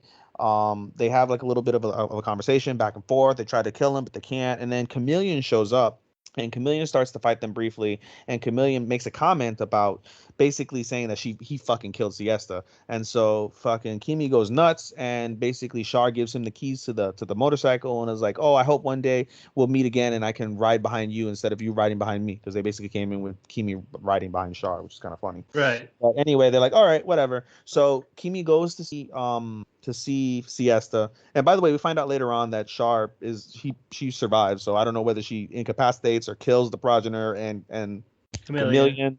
We don't know that. Maybe we'll find out the next episode or whatever. But in any case, Kimi finds Siesta laying on the ground and she's dead. So he starts doing CPR, and as he's about to go in for mouth to mouth, Kimi's like, "Don't do that shit. What the fuck?" Siesta's like, "Don't do that shit. What the fuck?" And she's like, "I thought you were dead." And she's like, "Oh, well, I was having a problem with Chameleon, and rather than waste my energy on him, I just pretended to die."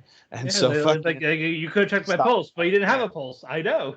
Yeah, right. The fuck. So it was a cute moment, and then basically she offers a hug again, and then he's like, "You know what? When we're done, why not? You know, let me lay my head on your chest one time." And she's like, "Okay." And so basically the battle between them and Hell happens. It's a great battle for what it's worth. And then basically Siesta confronts Hell with the reality, like, "Listen, your fucking life is not what you say it is. It's a sham because of the fact that you just want to be loved. You want to be accepted and appreciated." And Hell basically eventually relents and says that's the case. And then as fucking the final battle's about to happen, basically Siesta has Hell on her toes, and she's about to finish her. And all of a sudden, one of the fucking giant beasts that Spes has, this fucking humongous guard dog demon thing, fucking comes from underground, like fucking like a T-Rex from the Jurassic Park. And basically it's about to eat Kimi, and fucking Siesta pushes Kimi out the way, and fucking Hell kills this creature. And yeah, basically, it incapacitates Siesta, and Hell ends up killing the creature. And she notices, and Kimi notices, basically together, that Siesta's unconscious on the ground. And so, as Kimi tries to save Siesta from Hell, Hell uses her mind control power to stop Kimi in his tracks. And in front of Kimi, fucking takes out Siesta's heart and replaces the old heart from the girl, Alicia. Yeah, with Siesta's heart, and she basically kills Siesta. And as Kimi's fighting and they're talking and he's fighting her power, he's about to land a punch, and then all of a sudden the spores, I guess when you kill one of these beasts, it basically releases these like poisonous spores, and you end up becoming unconscious, and Kimi goes unconscious. And then when he wakes up in a dream, and he's like, "What the hell happened?" Yep, and it looks like that is the end of the flashbacks, and we are now going to go back to current time with Natsunagi, as it says, because remember, Natsunagi says she had Siesta's heart. Yeah, so it's either it's either what you're saying, Matthew, that Natsunagi is Hell, or there's more flashbacks and they managed to defeat Hell. Well, I feel like this is a Siesta's plan to make Hell stop that personality of hers, because remember, these hearts like change Hell's personality. True. So now it was like Siesta took over that body to make her not be like that anymore. Well, I don't think it was Siesta's plan to die. It just happened that way. Knowing her, you never know. Yeah, you never know. That's the thing. Knowing her, that seems like something she would do. Yeah, I won't argue that. Yeah, because remember, she's fucking crazy. She is fucking. She's a fucking brat, tsundere or whatever you want to call her. Regardless, it was a good episode, and I'm very curious to see how these final 4 episodes unfold. Yeah, but it's like we're finally gonna go back to current time. Mm-hmm. We definitely had what was it, like 5 episodes of flashback? Yeah, it was 5 through 9. Yeah. Yep. But yeah, another good shit. We are almost done with that too. We have 4 episodes. three. 3? Yeah, this is a 12 episode series. Ah, okay. So we're gonna find out how they're going to end that. Will there be a season 2? I don't know. I don't know either. Yeah, that's a good point. I mean, I feel like we're gonna get a season 2 for Kageki. We're gonna get a season 2 for Duke if it's done right. Depending on how it ends, there might be a season 2. Uramichi probably won't. I think it's just a standalone. That's hilarious. Yeah. Aquatope is a 2-core show, so for sure, in essence, we're getting a second Vanitas part. will. Yeah, Vanitas will. Girlfriend will. If they want to do a second season, I'd imagine they do that. I'm sure they will. Yeah. Realist Hero definitely. Realist Hero for sure will have a second season. Eternity, as we'll talk about later, will have a second season. My Hero always has another season. Yep. Revengers will have another season. Sunny Boy, I think this will be it. Yeah. Slime will have another season. Boruto is a continuous episode thing, so it doesn't really go by seasons, so that'll continue. Scarlet Nexus has a chance to do it. Million Lives may do another season. I think they will. I think they have I think they have one final season left in them. I think remake won't. I don't know, man. Yeah, I don't think so either. That sucks. I don't know, dude. Speaking of remake, let's get into it. We got Uramichi left. Oh yeah, we do have Uramichi. Yes. Oh god. Do we got new characters, folks? And they're funny. Hanabe Kikaku, who is the marketer.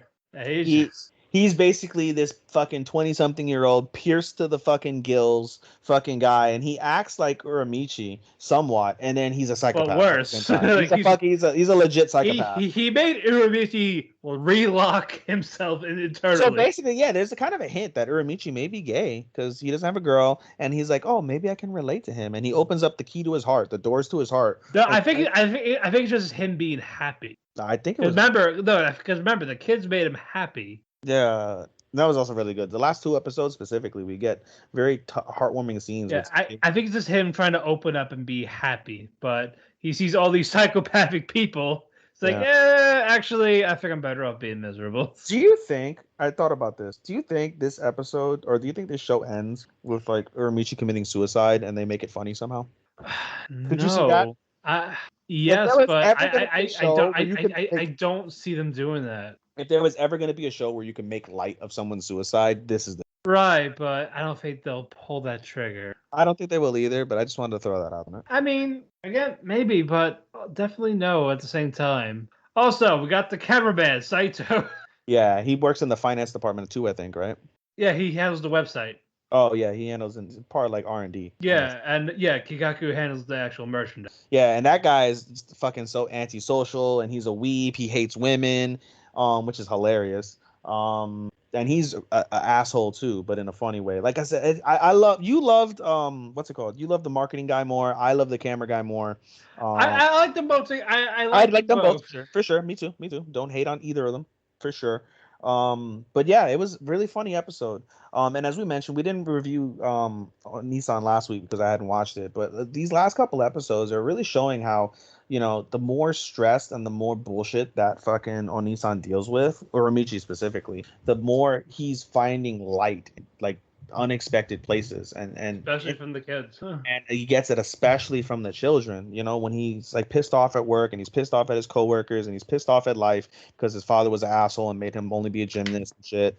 There's always some kid that gives him a piece of like words. I wouldn't say advice, but like a piece of words that just make him appreciate the position that he's like, in. Hey, like you're our favorite. Like keep up the good work.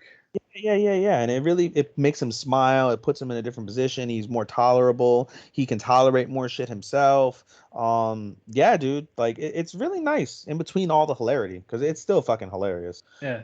Anyway, we're basically this is basically another Christmas episode ordeal.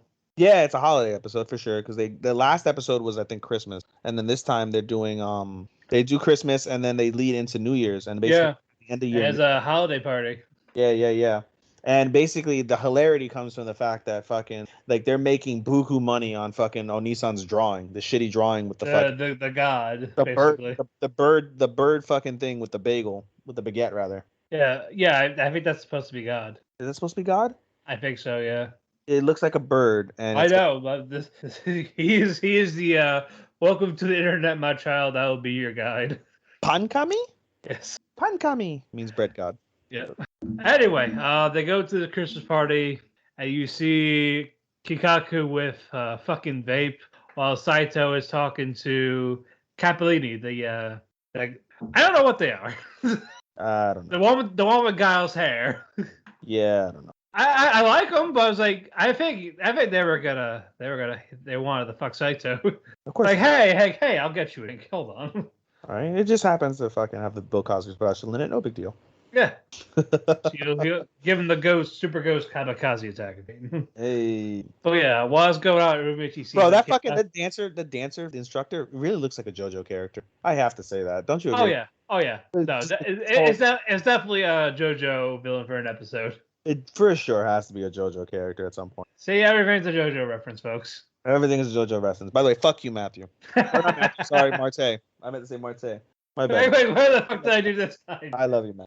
That'd be too. Ha. Anyway, we see Kikaku vaping and going crazy, and then Urumichi's like, on second thought, I'm going to go back to being depressed. And then he goes back inside, like, oh, we're going to have bingo. I don't want to play bingo. Well, you're playing bingo anyway. And then, bro, the other singer Onisan, fucking Utano. Utano, bro, she was like, I'm going to get the make. She won bingo second, and she's going to get a makeup kit. And then she froze because she heard her fucking husband, her fiance, or her boyfriend, not even, because she's not engaged, talk about, oh, I want this meat. It looks like it's going to melt in your mouth. And she chooses the meat that he wants. And maybe she's hoping that she gets the meat that she wants, if you catch what I'm saying. But she cares deep down. No, she's really fishing to try and make him, like, give her a ring. Engage. That's really what it is. But I understand. She's stupid for staying. And then Kikaku's like, okay, I'm going to present the special prize. And it's this baguette god. Life-sized. And Urumichi and Tobikichi get traumatized by this. And Urumichi basically was guaranteed to win the next fucking prize because and then Tobikichi's like, hey, you won. I was like, no, I didn't. I guess you did. Don't lie. Here you go. He actually won. He's like, I don't want it. That was on top of him getting fucking a box full of the fucking little bagel gods from marketing during Christmas. Right, and he just wanted a shiitake mushroom grower, and then there was an after credit. Was there? I didn't see it. Yeah. He's in a dream where the mushrooms are growing. Right. He wakes up. You see him like deep stare up in the ceiling with the life-size baguette god next to him in the bed. Wow. He's just like, I'm gonna buy that. I'm just gonna buy the mushroom thing, the mushroom grower. But this was funny. Definitely heartwarming to see Urumichi come out of his shell a little bit. Fun new characters. Again, doesn't disappoint the comedy. I love it. It's a 5. It's my 5. We're closing today. We're not even closing because we still have 3 more fucking shows to talk about. Holy shit! This is gonna be a long episode. Yeah. We'll go through Academia and Revengers quick, but let's get to the one that creamed your jeans. You couldn't wait to get it out. Cream my jeans. It made me sad, dude. So before we get on to remake, I want to know: do you know any of the history? Because I don't. Do you know any of the history of the writer? Because of what happened with, specifically with the winter episode, with a rainstorm, with depression. Like it screams like fucking it screams like a Sentai depressive anime. Are you talking about Tsuruyuki? No. I'm talking about the actual legit writer of a remake. Like, does he have the actual? Yeah. Does he have any? I want to know. Like, does he have a history of like doing these type? If I'm not mistaken, is it this anime where they mention that the writer is basically known for like Japanese dramas, like actual dramas, like on Japanese television? I think it might be this one. The writer of the anime? Yeah, the writer of the show. He writes all of it, like the light novel, the manga. I think he's known for like actual legit. It might be the show. It might be another show that is airing this season. But basically, there's let me look him up. All right, while you look him up, let me gush about. Yes, go Jizz. As you were waiting, you were holding in that cum. You were being edged, and now you have permission to come. Go ahead, sir. It's so much. It's like water. Anyway, we digress. Fuck you. That image is scarred. multiple ropes. Uh, Oh shit. Anyway, before we start talking about my fucking edged cum. All right, let's be serious with remake. So basically, the episode the starts floor off. is yours for this Yep. one. The episode starts off with everybody in crunch time. It's crunch time. It's crunch time. Everybody needs to fucking. We need to get this game. We need to get this game. We need to get this game. But they're so behind because of different things that happen and things that they can't accomplish. So Kyoya makes the decision to let's do like business cuts, and we're gonna do a little couple shortcuts, but it's for the sake of the game because of the fact that we have to get it in on time. And so he convinces each of the characters to basically cut some of the things that they were good at. So he changes a song for Nanako. Instead of having all original songs, she has to do like a remake of a song, and she's not as like gung-ho for it, but at the same time she knows it'll be easier, so she's okay with it. He goes to Shinoaki and tells her like, you need to only focus on the faces, just focus on the faces, and she comes up with a brilliant idea later on in the episode that normally would fly and would be fantastic, but because of the cuts and the fucking time frames, he just tells her like, listen, just focus on the faces, do me a favor, focus on the faces. And she gets a little like sad, but she's okay because she supports Kyoya. She really likes Kyoya. And then finally, we get to Tsurayuki, and he basically has like cuts like with the script, and he's like, "You want me to write this?" And yeah, and he goes, "It's true, this will be easier, but this isn't me. This isn't coming from me." And he's like, "I know it's not coming from you, but in real life, normally the directors are the ones who handle the script anyway, so you've already done majority of the work anyway, and I trust you. But we need to finish this, and this is all for your sake anyway. So can we just do this?" And he goes, "You know what? You're right. That's fine. We'll do it." So they do it. They get the game out.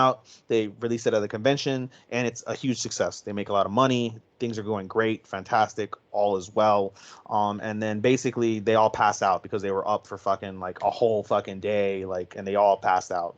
That night they celebrate. They have a good ass time. Lots of drinking, and not drinking like alcohol, but like just drinking, partying, laughing. It's all a good time. And so Shinoaki and Kyoya go to the store to pick up more drinks and food. And as they're walking, Kyoya asks Shino what her dreams are, and he gets cut off. And in a very foreboding way, Shinoaki asks, "Is this the way it ought to be?" Kyoya, not putting two and two together, realizing, yeah, we did it for Tsurayuki. We did great. I appreciate everybody. Everybody did well, blah, blah, blah. Like, typical cookie cutter answer. And she's like, okay, no problem, because she likes Kyoya. So the night goes on. Everything's good. The next day, or a couple days later, that doesn't really mention, Kyoya divides the winnings for everybody. Right, or not the winnings, but the profits. He divides the profits among everybody. Each of them gets their profits, and Tsurayuki gets his profit and says like, "Oh, now you can go in school. You don't have to worry about your tuition." And he goes, "Yeah, can we take a walk?" And they're like, "Yeah." And so Tsurayuki goes on about how he used to take this walk when he had brain freeze and he couldn't writer's block. And he says like, Kyoya's like, "Oh, are we gonna like sit down at this like park so you can hash out your writer's block?" And he goes, "No, this is good enough." And he mentions, "Listen, you are a immovable object in my life. You're something I will never overcome. And when I wanted to do something on my own, I fell on my face. And you're always there whenever there's any sort of dire situation. You're always there to pick us up and get us through it. And when I wanted to do something on my own, I fell on my face, and you were there again to pick me up. And I appreciate you, but I realize I'm never going to beat you. I'm never going to amount to anything that you are. I aspire to be you. And so I'm quitting school." And this shocks Kyoya, and Kyoya he's trying to save face. He's gonna be like, "No, I trusted you.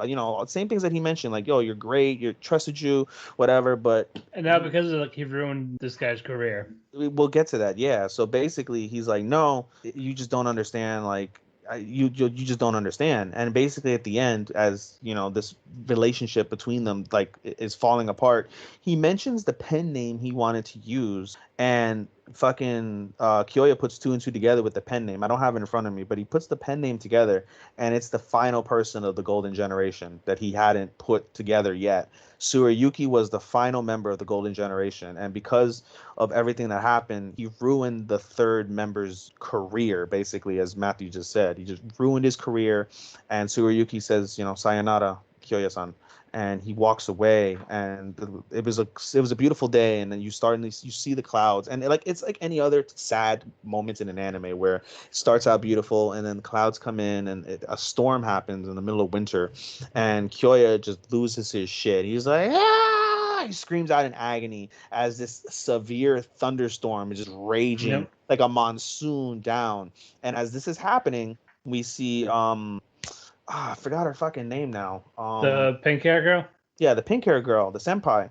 And she comes over, and she's like, "Oh, what's wrong, Kyoya?" And Kyoya tries to explain, but she knows already.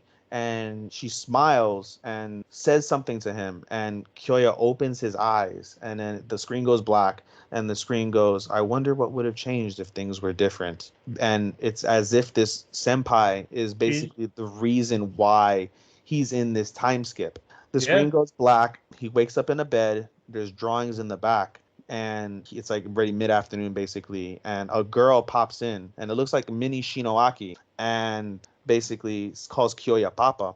And Kyoya's lost as fuck. He's like, "What the fuck just happened?" Like, "Oh, let me call the people." And he looks at his phone, and it's a smartphone, and he's in the year 2018. And so, for those not keeping track, the season, the show starts off in the year 2016, and he goes back to 2006, and now he's in 2018. So he's now 2 years in the future from where he was, and he basically meets this girl. He finds out this girl is his daughter, and she brings Mama in, and Mama is Shinoaki, and Kyoya is lost as fuck, and Shinoaki's like, "Kyoya, what's wrong?" And that's where the episode ends. And it's not a what the fuck moment. It's not a shocking like holy shit moment, but it's definitely a what the fuck moment. It's just such a wild revelation. Like, that's such a wild ride. It's such a fucking gut-wrenching end. It's probably the most gut-wrenching end that has happened thus far by far in the show.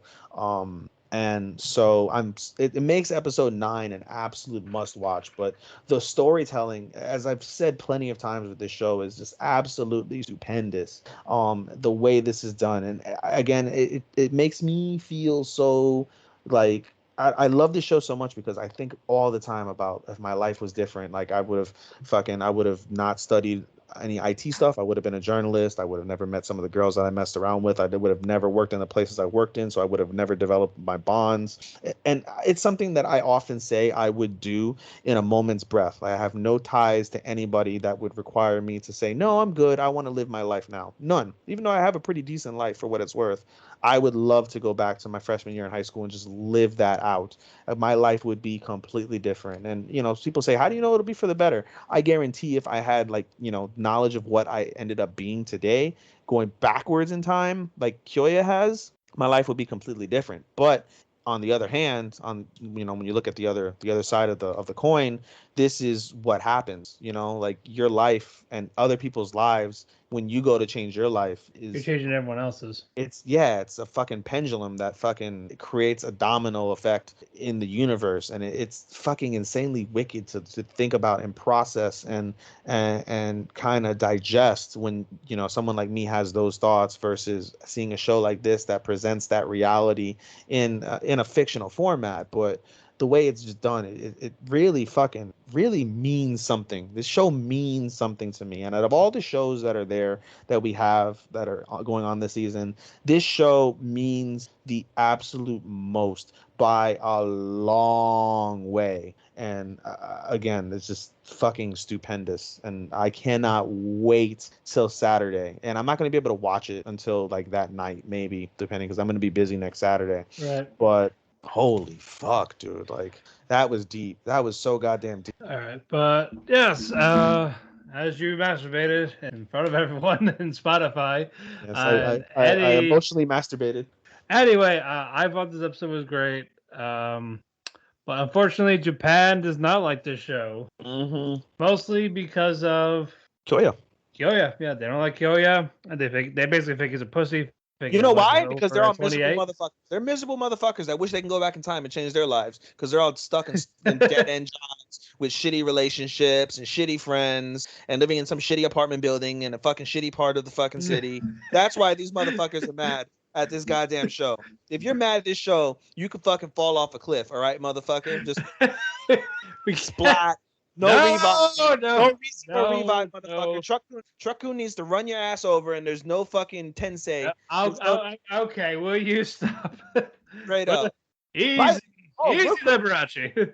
Real quick, a quick sidebar. Speaking of Truck-kun, did you hear in fucking one of my friends told me this in fucking Pro Wrestling Noah that fucking Great Muta ran over Kidomiya with Truck-kun. And they're the tag champs. I have my friend trying to work on getting me a clip for it. I'll send it to you if I get it. But All right, please do. My friend doesn't watch anime, so he's like, he ran him over with a fucking minivan, and I was like, oh, that's Truck-kun. And I was like, you don't watch anime, so you don't understand what that is. Normally, when you get run over by Truck-kun, you're gonna basically fucking reincarnate in a different world with crazy powers. So Great Muda's Great Muda. He's like, so you're telling me he's like, oh, so you're telling me that Kiyomiya is gonna have fucking powers like Great Muda? I was like, maybe. I was like, if they go off of the anime trope of Truck-kun, probably. So. Oh boy. Oh boy. I laughed so hard when I heard that shit, bro. So like I said, I'm waiting for the clip. If I can get one, I'll send it to you. Right. What's it? Anyway, we digress. Like I said, I hope Truck-kun gets you motherfuckers that don't like fucking. Alrighty. Yeah. Again, this was a great episode. Now we're getting to the beat of the matter. We're getting to where everything turns around. All right, we're back.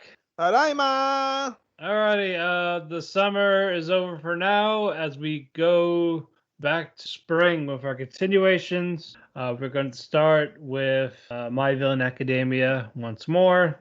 Man, this is one of the better episodes again. You know, again, at the end of the day, fucking people are really fucking like, they want to shit on the beginning of the event. And I'm not going to disagree with the fact that the school arc was like, it was okay. It wasn't phenomenal, but it wasn't as shitty as what made people seem. But I mean, yeah, the storytelling, as I mentioned throughout My Hero, is absolutely fabulous. One of the top stories that's being told in terms of character development throughout the entire season across all the animes. But of course, we're in now the My Villain Academia arc, and goddamn, does this fucking pick up big time in this episode. Also, goddamn Toga. Yes, we get the backstory of Toga. We find out that Toga is a freak since fucking she was a little girl, and she loves blood. Obviously, her quirk is that she sucks blood. She can basically take the appearance of whatever it is, and The people she loves, yeah. the people she loves. And so the first thing she kills is a bird, and her parents are mortified by her, and they try to basically make her be normal. Please be normal, please be normal, please be normal. And so throughout her like school life, Toga puts on a mask, a facade, and tries to be normal, tries to be normal, tries to be normal, tries to be normal. And eventually, when she graduates, the day of her middle school graduation, when she's 14 or 15, basically, she fucking loses her shit and fucking cuts up one of her classmates and fucking starts drinking his blood in his body through a straw. And she goes missing after that, basically. And she's been on the run now for 3 years. She's now part of the League of Villains. And we basically see a battle between her and this reporter woman that basically can make bombs out of anything she touches. So Toga's all fucked up. Like fucking, she drinks somebody's blood, it blows up. Yeah, her name is Curious. Curious, yeah. So Curious fucking blows up blood, blows up the street, blows up a cafe, blows, just constant fucking explosion. She's blowing the cock. Yeah, bro. And she fucking Toga's eternally bleeding. She's a fucking disaster. And with her very like last little bit of like fucking blood that she has stored up from whatever, thing she did, she fucking becomes Ochako. And she's like, if I'm gonna die, I want to die being the one that fucking Deku loves the most. And that's a fitting way to die because I love Deku. So I'm, being the I'm gonna, kind of in a way like be that way. And in that moment when she's prepared to fucking die, she levels up. And now, not only does she take the appearance of the person of the blood that she consumes, she can fucking their powers. And so she basically replicates Ochako's fucking lightless ability, and fucking she basically takes all these fucking people that are attacking her, like these fucking villains. And by the way, we're skipping a lot because, well, we'll get to it. We'll fill it in momentarily. But basically, the town full of fucking characters takes them all up with the lightless ability, and then remembers how Ochako did her power, does the fucking power, and they go from weightless to fucking gravity, and they all fall, and fucking a big pool of fucking blood shoots out everywhere because they all get fucking crushed because of the fact that they fell 100 feet from the sky onto fucking asphalt, and they're all fucking dead. Phenomenal. And then basically eventually she passes out in a shed, and she's all bleeding internally. She's bleeding all over the place. And at the end of the episode basically is twice finds her And we find out that the Liberation Army is after Twice because of the fact that since Twice can become somebody else, or can make a replication of somebody else, they want to basically remake Destro. And we also, by the way, at the beginning of the episode, we find out about Destro and his history. We find out his father is the creator of the Liberation Army, and the Liberation Army has basically roots from the beginning of the Quirk pandemic, where people and Quirks started coming out, and they wanted to like basically live normal lives with these quirks and not be superheroes or any of that shit, if I'm not mistaken. So this war happens with fucking, the Hero Agency and the Liberation Army. Eventually, Destro is taken into capture and he's thrown in jail. He writes a manifesto. It's kind of, in a way, it seems a little bit kind of like the Nazis and Hitler, where, you have this quote unquote hero, anti-hero that gets thrown in jail, writes a manifesto, except Destro kills himself afterwards. Destro, however, doesn't realize that he had a son, never knew he had a son. And Destro basically follows in the same footsteps as his father in terms of trying to revitalize the Liberation Army. He's got pro heroes, like the League of Villains basically is brought to the city, which is full of basically Liberation Army people. So basically it's a city of 110,000 fucking Liberation Army people against the League of Villains. And the League of Villains is getting all fucked up. They're fighting, they're killing these motherfuckers. And at the same time that Toga powers up, Shiraki also powers up and basically spreads his what's it called, the rotting quirk that he has. He spreads it to a fucking group of people chasing it. Didn't even touch most of them, and it spreads from one to everyone. And basically he's like, I feel so sick, and he does this, fucking eliminates like 20 people, then fucking just throws up everywhere on the street. But at the same time, he's feeling sleepy, he's tired because he hasn't slept in like 2 weeks or some shit, which is insanity. And so the fatigue from being sleepy and his powers and shit, and he throws up, but he's still fighting. And basically Dabi is like, listen, if he's fucking still fighting after he's been without sleep, like, yo, we need to step the fuck up. And they all basically are stepping the fuck up as this episode ends. The episode basically ends with them about to take Twice. So we'll see what happens there. But this was a phenomenal episode of My Hero for sure. Can't fucking take anything away from it. Oh yeah, again, this arc is great, so I have no complaints with how that's gonna go. Mm-hmm. We're almost done with it. Yes, we have 4 more episodes to go, I believe. 2, 3, I think. Is it a 24 series? 25. Let's see. All right, then, yeah, you're right. So yeah, 4 more. 4 more to go. Alrighty. Let's get to Tokyo Revengers. Takemichi needs to really stop crying, dude. Nah. Like I'm the OP is called Crybaby. God, I'm just, Takemichi also, he showed some balls. He's not a crybaby to the extent that he's like useless. I'm just so like sick of seeing Takemichi cry. You know what I mean? But I mean, I don't know. So basically the episode for Revengers starts off with what's his face? I was gonna say Baki. What the fuck is his name? Baji. There we go. Baji. Baji collapses from the blood loss, and fucking Mikey loses his shit, starts beating again the fucking dog piss out of fucking Kazutora, and Kazutora basically, as he's dying, he basically has a flashback to what it actually. No, wait, I'm kind of going backwards. I'm skipping. Let me go back to Baji. Fucking what's his face? Chifuyu runs after Baji, like Baji's on! And there's an emotional moment where he's crying, Baji's dying, and Takemichi's bawling his eyes out because he's a crybaby. And Baji calls Takemichi over, and he with his last words tells him, "Kisaki's the enemy. Don't let him be the third commander. He's the third commander because he promised to get Pachin out, but Pachin will always be the third commander. And remember that the 6 of us, no matter what happens, the 6 of us is what started this." And I'm also skipping the fact that as Mikey's beating the dog shit out of Kazutora because he's gonna kill him. I'm gonna kill you.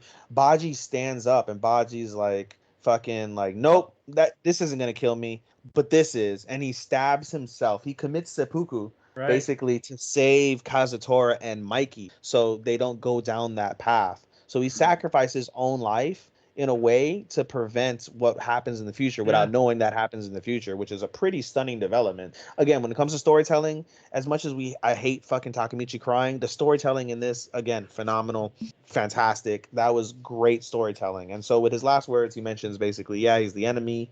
and fucking what's it called? He's the third commander because he wanted to get Pachin out. But Pachin's always going to be the third commander, and the six of us started this shit, and this is what it's going to be. I leave Toman and Mikey in your hands. Passes away. Emotional moment. Mikey doesn't give a fuck. Mikey's just fucking beating the dog shit out of Kazutora. Oh, you're forgetting. Hama's like, hey, you ain't gonna fight Kazutora. You gotta fight me. And then Mikey just kicks him. He's down. Yeah, he's like, the fight is over. He's like, what do you mean? You don't get to decide that shit. And then fucking KO fucking neck kicks him in the fucking, and that was it. The fight's over. Like, remember, you had a hard time with him in the first fight. Yeah. And now it's just, nope. Fuck this. Nope. Hadouken kicked him in the throat. And this made Valhalla retreat. They ran like pussies. And they left Kazutora there. Kazutora's getting his ass kicked. And then basically, as he's doing that, Kazutora has a flashback, and he realizes like everything going on, and everything that's happened, and fucking he's accepting of his death. He's like, Baji, I'm gonna join you soon, wherever you end up. And then fucking fucking Takemichi loses his shit, and he's like, stop it. And fucking he gets decked a couple times by fucking Mikey, and he doesn't give a fuck. He still tells him like, this isn't what Baji wants, and fucking Mikey's like, who the fuck are you to say what Baji wants? And he's like, that's where it ends. No, and he's like, no, but basically, he's like, hey, Takemichi goes, no, who the fuck? Basically, without saying it, he's like, who the fuck are you to say that? Baji sacrificed himself so you wouldn't have to kill Kazutora because he loves Kazutora and he loves you and he loves Toman. And even though he left, he did it for your sake because he wanted to save everybody. And Baji is the fucking hero and you're disgracing him. And fucking it opens up everyone's eyes, including Mikey. And like Matt says, that's where it ends. So we're probably going to see Takemichi return back to the future and see what happens. Well, first I think Mikey's gonna try to beat the shit out of him, but Takemichi's gonna be like somehow resist like getting knocked out. The question is really going to be what happens with Kisaki now. Baji's dead, so we don't get Baji back. And Pachin, he's not going to get Pachin out. We now know the truth, and Shifuyu and Takemichi know. And at the end of the day, Mikey said, "Make yourself more reliable or more of a necessity to me than Kisaki." And so the question is really, before he returns back to the future, what's going to happen with Kisaki as the third commander? Because despite everything that happened, he still came over to Mikey's aid, which still looks great in front of everybody. He rallied the troops. Yeah, that's the problem. So. Yeah, so it's again a great question. We only have 4 more episodes of this show too. I know, so we'll see how that ends. I love Baji. He went out like a fucking badass. He went out like a gangster, bro. R.I.P. to Baji-san. And I love that little moment with Chief, who's like, I can really go for that food right now. I was like, I'll go buy it for you real quick. Let's split it. Yeah. Smiles, dies. And then I was like, oh. That was only the second best death of the fucking week. Yeah, we'll get to that one. But again, I love Baji. I love what he did. Like it worked out the way it did because technically Toman didn't lose because Valhalla retreated. I really want a Valhalla jacket, but right? That looks like a gangster ass jacket. Oh yeah, but now we're gonna see Mikey still go rampage, kick the shit out of Takemichi. See how that goes. We'll see. All right. It's time for the main event. We have our first conclusion of the season, ladies and gentlemen. 2 Year Eternity has concluded. And before we go on to what happened in the finale, we do want to mention, if you stick through the after credits, there was our final piece of news for this episode, as we're now over the 2-hour recording period. Actually, no, we're close to it. We're at an hour and 58 minutes, as I say those words. But it was announced at the end of the credits of the season finale of 2 Year Eternity that season 2 is official and will come out in fall of 2022. So we have exactly 1 year until the next season of 2 Year Eternity. And man, they left us a lot to chew on this episode. Alrighty. I'll get to this one. I'll let you jizz over this. Alrighty, I have a turn in the cookie game. Enjoy your nuts. I will. I'll have you know. Anyway, it starts with you see Purad eating like 4 to 5 peas in a plate at this diner, and then you see Fushi looking on for the outside of this restaurant. It's like, does she have no money? Like, he starts getting concerned over Purad, and he's like, he's about to leave. He's about to leave on the ship. Like, I leave tomorrow, but I can't take her with me. And but at the same time, he feels so bad for Purad with again, not really eating or anything. She didn't even bother going home to her husband. Just, I'm waiting for Fushi. So PRN goes to a little alleyway to sleep, and then Fushi leaves her with food, like the fruits, and then tries to give her a note. But she's gone. It's like, God damn it, where do I find her? But while that's going on, he's talking to Kanta Susha, the creator, and he's like, I don't know what to do. He's like, well, what do you want? Like, are you like you're lonely type of thing? Because again, he got 3 new forms. I don't think he got his old forms back. Did he not? I don't think he got Parana back. Yeah, he got them all. He defeated them. He got them all back. Okay. Because he didn't use them. He didn't use them, but he went through all the forms that he did receive. Unfortunately. Okay. Uroi, Upa, and Yeah, but yeah, he went to the 3 that he recently got, and then while this is going on, Fushi spies on PRN, like thinking like might help or anything. Yeah, you see her get kidnapped, and she beats the shit out of the kidnapper with her cane. Go, Granny, go! But anyway, Fushi takes one of the newer forms, so he wouldn't be recognized. But PRN's like, I recognize you. Like, wait, Fushi, and then you see Fushi cry in her arms, type of thing, like while hugging her. So during this time, like the past month or so, Fushi is spending his time with PRN, like learning how to write more and all that. He's adapting his abilities. He's just spending time with her until, unfortunately, she just comes down with like she's ill and then like small bit of dementia. So just because of this, she becomes a bit of a nuisance to Fushi, but Fushi doesn't know what's going on or why it's happening, so he just smiles to just let her be while he takes care of her. And then for that one moment, PRN gets her sense of reality back, and she tells Fushi that she was glad to have met him. And then she has Fushi go out. It's like, hey, it's going to rain soon, so make sure the fish is okay and all that. So Fushi goes out, and then he's on that deathbed. Say, hey, I know you're there. Like this, I'm ready to like take me, but please make me so that I can watch over him and be useful to him. And then the creator's like, I could do this, but like your soul and all that, it won't match your flesh, and it won't be the same. Are you okay with that? Like, yep. Like I want to be there for Fushi. And then the creator's like, very well. And she picks this body of that girl you see in the OP, that one last one that was walking on the beach. Like you finally see her, and now wow, I didn't put that together because I always skip the OP into like most time I do. Yeah, but you saw that girl walk on the beach. That's her. Young Pioran, yeah. Yeah, so that's the form she took to help out Fushi, and then so you see what? that. I don't know. Riddle me that. Like, so she wants to help Fushi, but what? How? Because she becomes another what's it called thing? She becomes another immortal. I think, right? That's fine. They didn't fully explain. I guess we'll find out in season 2. But if I'm not mistaken, she turns into the fucking life egg. And she becomes another immortal. Yeah, I think that's the case. So, which is weird. Can you imagine if they, like get together and they have like immortal like babies and shit and sex? I don't think it's gonna be that. Anyway, you see this, and then she dies, and then you see Fushi dropping everything. Same thing with a rainstorm and all that shit. Yep, and then you hear him break down. Jeez, right. Like that was someone like he was really close to out of everyone, like a little more than Gugu. That was the final piece of fucking. Yeah.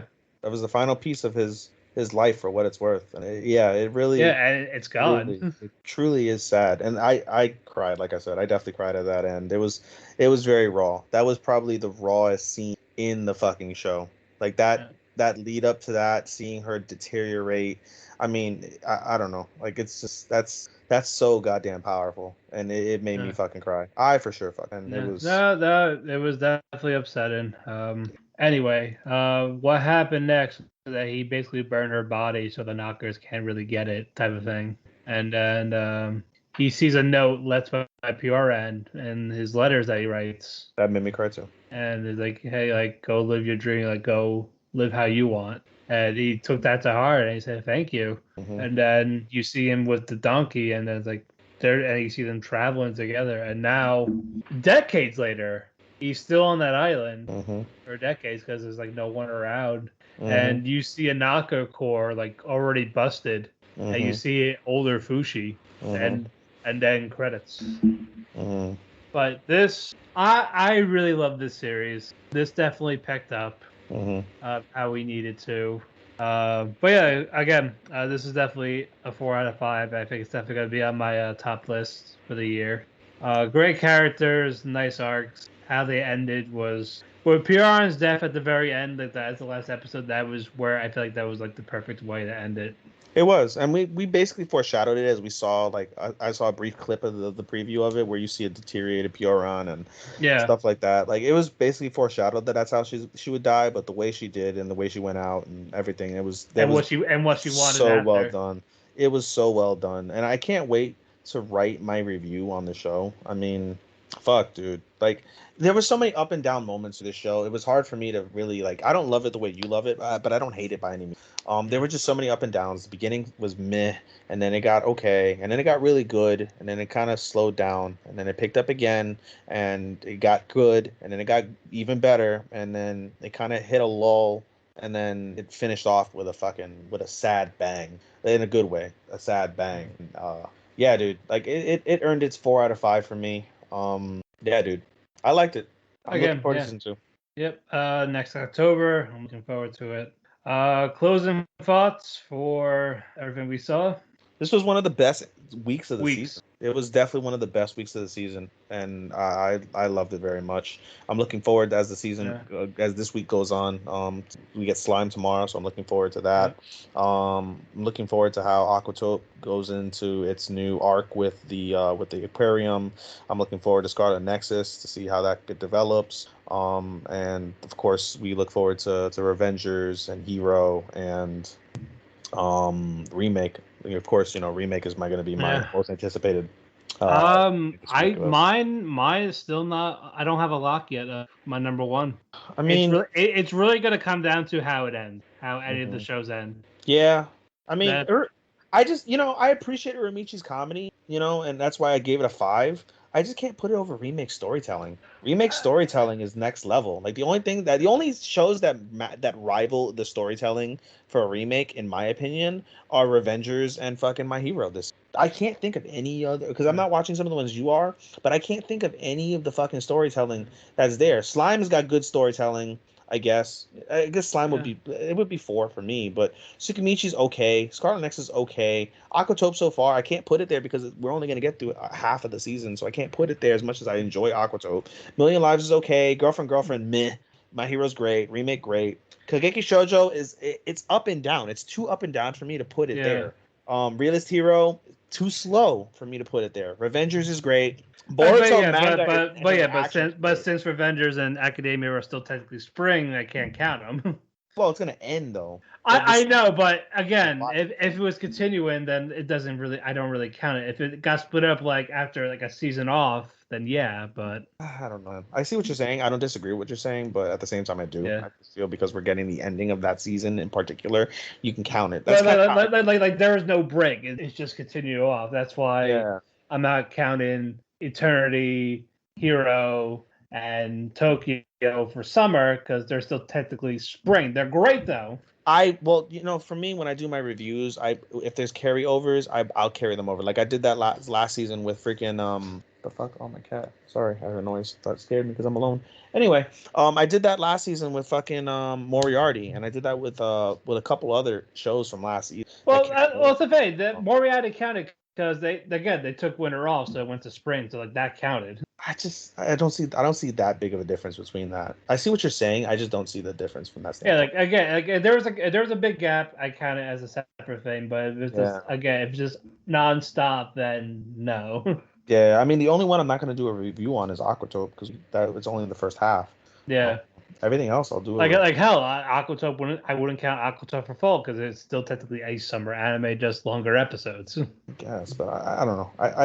I don't disagree with your premise. I just don't follow it. I could say I follow it, but whatever. Yeah. Either way, I mean, if you're gonna do just purely based off of shows that came out and will finish this fall, then got no competition. Truly, it depends on how Duke of Death ends. If they have a season 2, we'll see. Uramichi is it's funny shorts to me. Like each thing, it's like a funny little story. There's no concise storytelling. There's concise themes you can get, but a theme isn't necessarily mean a story. Detective is Already Dead that'll probably be a contender depending on how they end it. If we get a second season and how they end that season. I mean, that's it. Nothing else. But yeah, no. Again, it really just depends on how My Hero, I guess. My Hero. Again, it just mostly depends on how they're gonna keep that momentum going. Because for all we know, it could drop. No, it could be anticlimactic. We don't know. Bro, I really hope we don't get another fucking. I really pray. We'll find out. Get that. We'll find out. But yeah, I got Uramichi remake and Vanitas as my up and running, and Kageki Shoujo sneaking it up.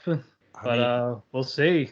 My 5 is fucking. Well, I already know my 3. My 3, I can only say my 3 for sure. My 3 for sure is Remake 1, Uramichi 2, and then fucking fuck. I mean, I don't know. Shows that are gonna end, I'll say fucking what's it called? I'll say My Hero because it's a definitive season. But Aquatope, I enjoy Aquatope too. I don't know. And then fucking Slime. I don't know. Yeah, I'll go with My Hero for 3. That's fine. Yeah. Alrighty. Let's end with a recommendation. We're going with gore, people. The gore. Paulie. Alrighty. Mine is gonna be very simple. I was gonna say the title. You can look it up yourself. Pupa. They're 4-minute episodes. You can find them all. You can binge the whole thing on YouTube. That's all. That's all I'm gonna leave you with. Just have fun. Have fun. Whoever watches it, come back to them. You can finish it in about 40 minutes. Have fun. For me. You could binge the whole thing. Oh my god, that sounds like you're saying it. Yeah. No, that's the point. Just have fun. Just have fun. I'm not gonna explain it. I'm not gonna just watch. And when you're done, just talk to me. I don't do gore very often, and also do gore very often. I mean, so how do we want to define gore? Do we want to do like violent gore, like fighting gore, disgusting gore? I guess like disgusting gore, like disembodied bodies. Like you actually see, like you really see, like all those gruesome deaths, like not blocked out.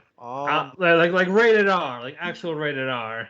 I mean, I don't know, man. I haven't seen Devilman Crybaby. It's on my list. That would probably, based off of what it is, Berserk would be up there. I haven't seen Berserk. I'll never see Berserk. I know that for a fact. I'm sorry. I love Berserk. I will never watch Berserk. I've just seen don't watch the awful CGI one. Bro, just the pieces of fucking manga that I've seen from Berserk just make me fucking ill. Like I will never watch Berserk ever. But just know you'll never have a worse life than that's not happening. Like if you say your life sucks, let's introduce you to Guts. That I've heard part of his life. Like Jesus Christ. I don't fuck, bro. I don't know. I mean, if you like, so I'm gonna suggest 2. If you like fighting gore, like fucking like a lot of blood, on Netflix, you can't go wrong with either Kengan Ashura or Baki. But if you want like horror gore, also on Netflix, I would go with Dorohedoro. Okay. Both are short. Baki's 2 seasons. Kengan Ashura is 1. Is it 24 episodes? Or I think it's 24 episodes, right? It's 2 parts. Yeah. 2 parts, 24 episodes. Both of them right now, 2 parts, 24 episodes. As we mentioned at the beginning, if you stuck around this long, Baki's gonna have a 3rd season that comes out in September, so that'll be the 3rd part. And then Dorohedoro is 2 OVAs and a 12-episode series, so that's really short. But yeah, it has to do with like Antichrist and devils and shit, and you see some disembowelments and whatnot. So there you go. Hey, let's go with that.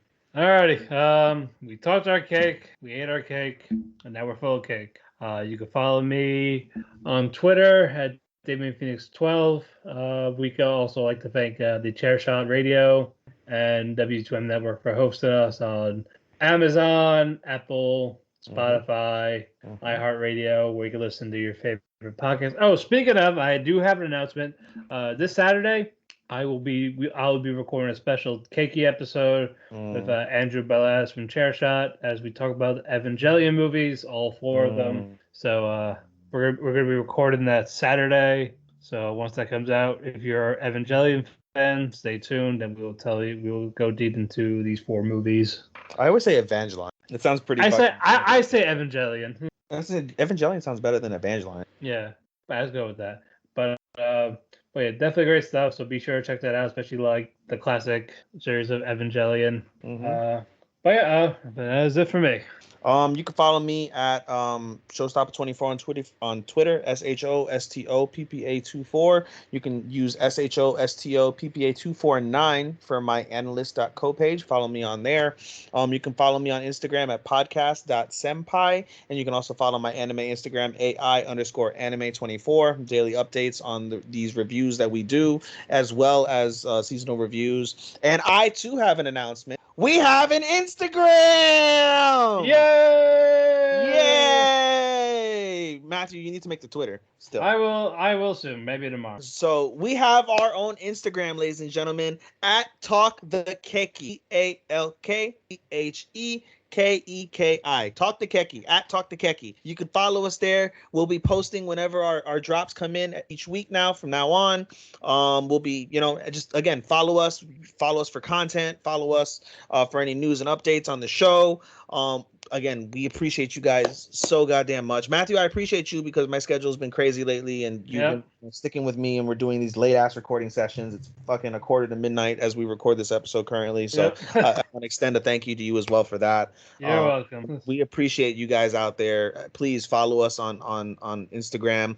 I'll be happy to oblige you and talk to you about anything you want to talk about anime-related on there. No problem. I got you guys. Again, we do this for you guys. It's fun for us because we get to talk shit and we get to bond as friends and we talk about anime, but at the same time we want to hear from you guys too, because fucking you guys are the ones listening and investing 2 hours and 20 minutes of your time into this shit. So we want to again relay that to you guys. So that's it. Oh, and by the way, on my follows on any of my bios, if you click on the link tree, you can follow me at my other podcasts. Shout out to MMA for Marks with my boy Andy. Shout out to the Orlando Tragics podcast with my boy B Ronan. Crazy shenanigans for all of that. And I think that's it, bro. Let's wrap this son bitch up so we can go to bed. Alrighty, arigato, anato faku, and sayonara. Sayonara, minasan!